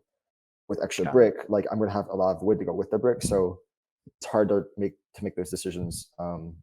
Once I have a lot of brick and wood, then I have to use it to build roads. Like it doesn't feel good to port and brick into something else that I want, like a city. Makes sense. It feels better to have a lot of wood and port that into something that I don't have and that I want. Makes sense, and that 2 came Um, up big. But those are all the nerd questions I have. Bizzell, you got anything Yeah. more fun to have? No, I mean Yeah. it's exciting to hear you talk. It's exciting to see you play, and I think you played a very very good game, and you played a very good under the radar game where even we were like, all right, he seems kind of out of it. We were talking about the other I players believed in you most the of the whole time. time. I believed in him the whole time. Oh, don't you lie. Yeah. You sort of let Road dangle there for a while. Cuijibo had a 2-turn window where he could have won by taking Road. RealCrait took it and had a mono in hand with 8 points. Was Yeah. that just because of the brick rolling? Was that a plan? I never try to get road early on. Like, if somebody else can have road for a bit before I do, like, I'm down for that. And also, it always feels nice for somebody to trade you the road to get Yeah. road. That happened. So there's RealCrait. He had road, he had longest road, but then he traded me to get road because it was going to be longer to prevent Charlie Kwijebo from getting road. So, like, if you just let that kind of happen, it normally happens if you're playing with people who are attentive to someone who's close to winning. So yeah, don't build your roads too early because you're going to get a trade for road. Like, they're going to trade you, they're going to give you road if they don't want the other person to win. Yeah, it's one of those weird things where like they knew you were going to have road, and so you're a threat because you're the uncontested road player. But they had to give you road, or else somebody else wins. Yeah. Well, week 1 in, you got a win in the book. You probably need 2 more to hit top 7 at a minimum, maybe 3. How does that feel? Yeah. How does it feel to get one out? You get a win here in prime time early. It's good. Yeah, I remember that my first season, I think it was like the first season of Premier League, I got really close. I placed 7th, and so I was really disappointed to not get to go to the next round. But I think I took a break after a few seasons, so I'm back in this season. So it's good. It's off to a good start. I think it's nice to take a break after a while because it feels like with you, I don't know. It feels like you always like sort of disappear for a little bit in Catan, and all of a sudden I'm like, oh, he's winning this tournament. Oh, he's winning this. Like, so hopefully this is your season, I had to take man. a few breaks. I was getting really busy. Yeah, maybe we'll see. All But right. yeah, for that game, I feel like I did make a few mistakes though. I wish I could have gone back.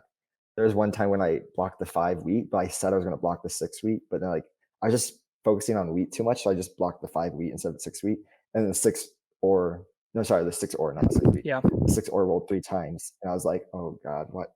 Like, why did I have to make that mistake? Because like everybody thought like the 6 ore was definitely the block. And Oh, I did yeah. too, but I just accidentally took the 5 wheat. And also, there's one point where I was building my roads to I think it was like the 9, 4, 11, and I could have built 2 roads. I didn't because I wasn't sure which one I wanted to go for yet, like the sheep or the sheep wood. So I just built 1 road, and I only had 3 cards, so I was just okay, I'll just hold my road. But then Charlie comes over and steals my 1 brick, and I couldn't build my road, and he used that brick to get to the wood port, and then he was like so far ahead, and I was like, oh, I could have just built that 1 road, and he could have not taken that brick away from me. But the reason why I held was because I was concerned that Charlie had a road building and that he could have cut me off to the 9, 4, 11 wood. Yeah, I thought the hold made sense. I think it was a bit unfortunate that he poached your brick. I thought the hold made a lot of sense. I was sitting here. Yeah, I was with you on that. All right. Thanks. Well, okay, good. That makes me feel better. It has been fantastic talking to you, mate. Congratulations again, and hope to have you on soon. Thank you so much. All right. Have a good one. Yeah, awesome. All right. Thanks, you too. And we are back to the home screen. Back to home. And let's talk about another series that's happening in May, correct? Yep, May 22nd, where is game 1. Perfect. I just wanted to make sure before I showed this, because I added the date to it. It'd have been very, very embarrassing to have it say June, and you're like, no, this is May, friend. So go ahead and talk about the Settler series that's happening. Guys, this is a tournament that I'm doing with 3 other Catan streamers, Shinislaw, Vamos Cosmos, and Retired Hero. We've invited 16 people. It's a 16-person invitational. Everybody plays everybody over 5 weeks. And after those 5 games, the top 7 are going to duke it out in a playoff round. And it's similar to what Fire 2 is doing here. Our plan is to take some high-level players from all over the competitive Catan community and really showcase our games to the viewers. We're going to be streaming every single game on the weekends. And yeah, I think that, with what Fire 2 is doing here with the Premier League, we really want to engage and build a product for the viewers that want to watch Catan gameplay. And I will say it will not have half the bells and whistles you guys have here. This is an incredible production with the cards and everything. But we're hoping it's another fun way that you guys can spend your weekends watching some Catan. And starts May 22nd will be the first stream. That's Saturday. I'll be live on my channel with it. Perfect. That sounds great. I'm really looking forward to it. So thank you very much for coming on. Thank you very much for casting with me. Oh, this is a blast. You've been an incredible caster. And you filled in great when my production has taken me a little longer than I thought it would. You know, I love coming here and I love being able to sort of talk about Catan, and I'm excited to maybe like relook at the chat and see what people are saying about the game, because I mean we got completely different takes from Logan than we had in the game, and yeah, I'm just, you know, there's a lot of different ins and outs to any board game, and I think with Catan and with trading and everything, what is the right move is always sort of up for debate, and it's great to sort of break it down and see such a high level game like we just saw. Oh, so yeah, I absolutely. really appreciate you having me on here. Yeah, definitely. And thank you guys very much. Have a great morning, afternoon, and evening, wherever you are. And please come back next week. We're going to have week 2 action starting then. Thanks, everyone.